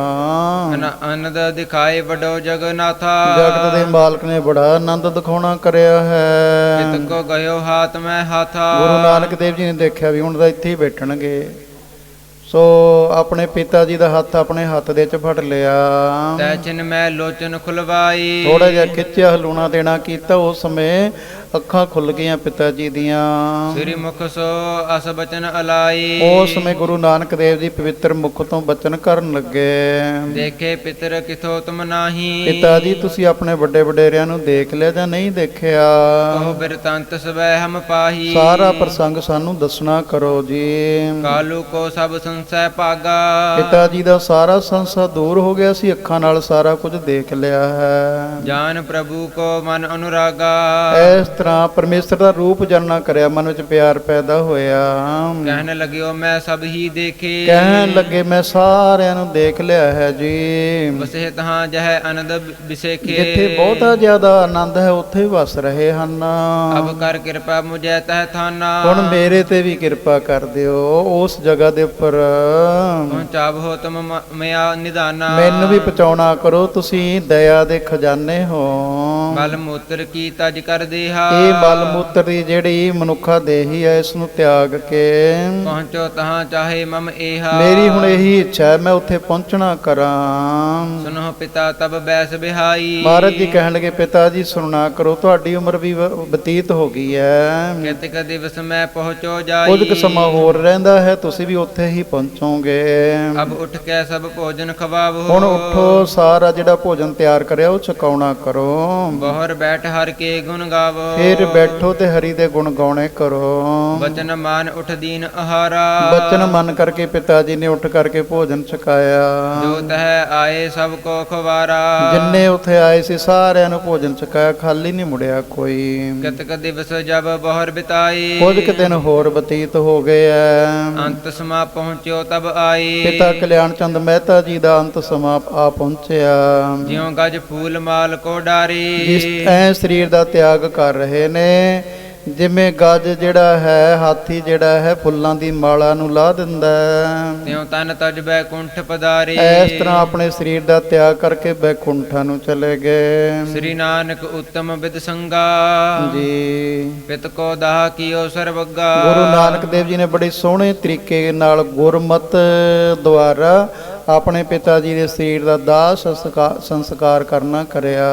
ਕਿਤਕ ਦਿਵਸ ਤਹ ਕੇ ਪਛਾਤੀ। ਉਸ ਤੋਂ ਕੁਝ ਕੁ ਦਿਨ ਹੋਰ ਪਿੱਛੋਂ ਤ੍ਰਿਪਤਾ ਤਜੀ ਦੇਹ ਸੁਭ ਪਾਂਤੀ। ਸਤਿਕਾਰਯੋਗ ਮਾਤਾ ਤ੍ਰਿਪਤਾ ਜੀ ਨੇ ਵੀ ਸੋਹਣੇ ਤਰੀਕੇ ਨਾਲ ਦਸਮ ਦੁਆਰ ਨੂੰ ਪੂਰ ਕਰਕੇ ਆਪਣੇ ਸਰੀਰ ਦਾ ਤਿਆਗ ਕਰ ਦਿੱਤਾ। ਤੈ ਕੋ ਦਾਹ ਕੀਨ ਸੁਭ ਰੀਤੀ। ਸ੍ਰੇਸ਼ਟ ਰੀਤੀ ਅਨੁਸਾਰ ਮਾਤਾ ਜੀ ਦੇ ਸਰੀਰ ਦਾ ਵੀ ਦਾਹ ਸੰਸਕਾਰ ਕਰਿਆ। ਗੀ ਬਿਗੁੰਠ ਕਰਤਿਓ ਤੁਮ ਸੁਤ ਪ੍ਰੀਤੀ। ਆਪਣੇ ਪੁੱਤਰ ਦੇ ਨਾਲ ਪ੍ਰੀਤੀ ਪਰਮੇਸ਼ਰ ਦਾ ਰੂਪ ਜਾਣਦਿਆਂ ਹੋਇਆਂ ਬੈਕੁੰਠਾਂ ਨੂੰ ਚਲੇ ਗਏ ਮਾਤਾ ਜੀ ਵੀ। ਸਰਬ ਦਰਬ ਜੇਤੋ ਕਰਬਾਰਾ। ਘਰ ਦਾ ਜਿੰਨਾ ਦਰਬ ਮਾਇਆ ਪਦਾਰਥ ਸਨ, ਦਿਓ ਅਤਥਿਨ ਕੋ ਸੁਖਕਾਰਾ।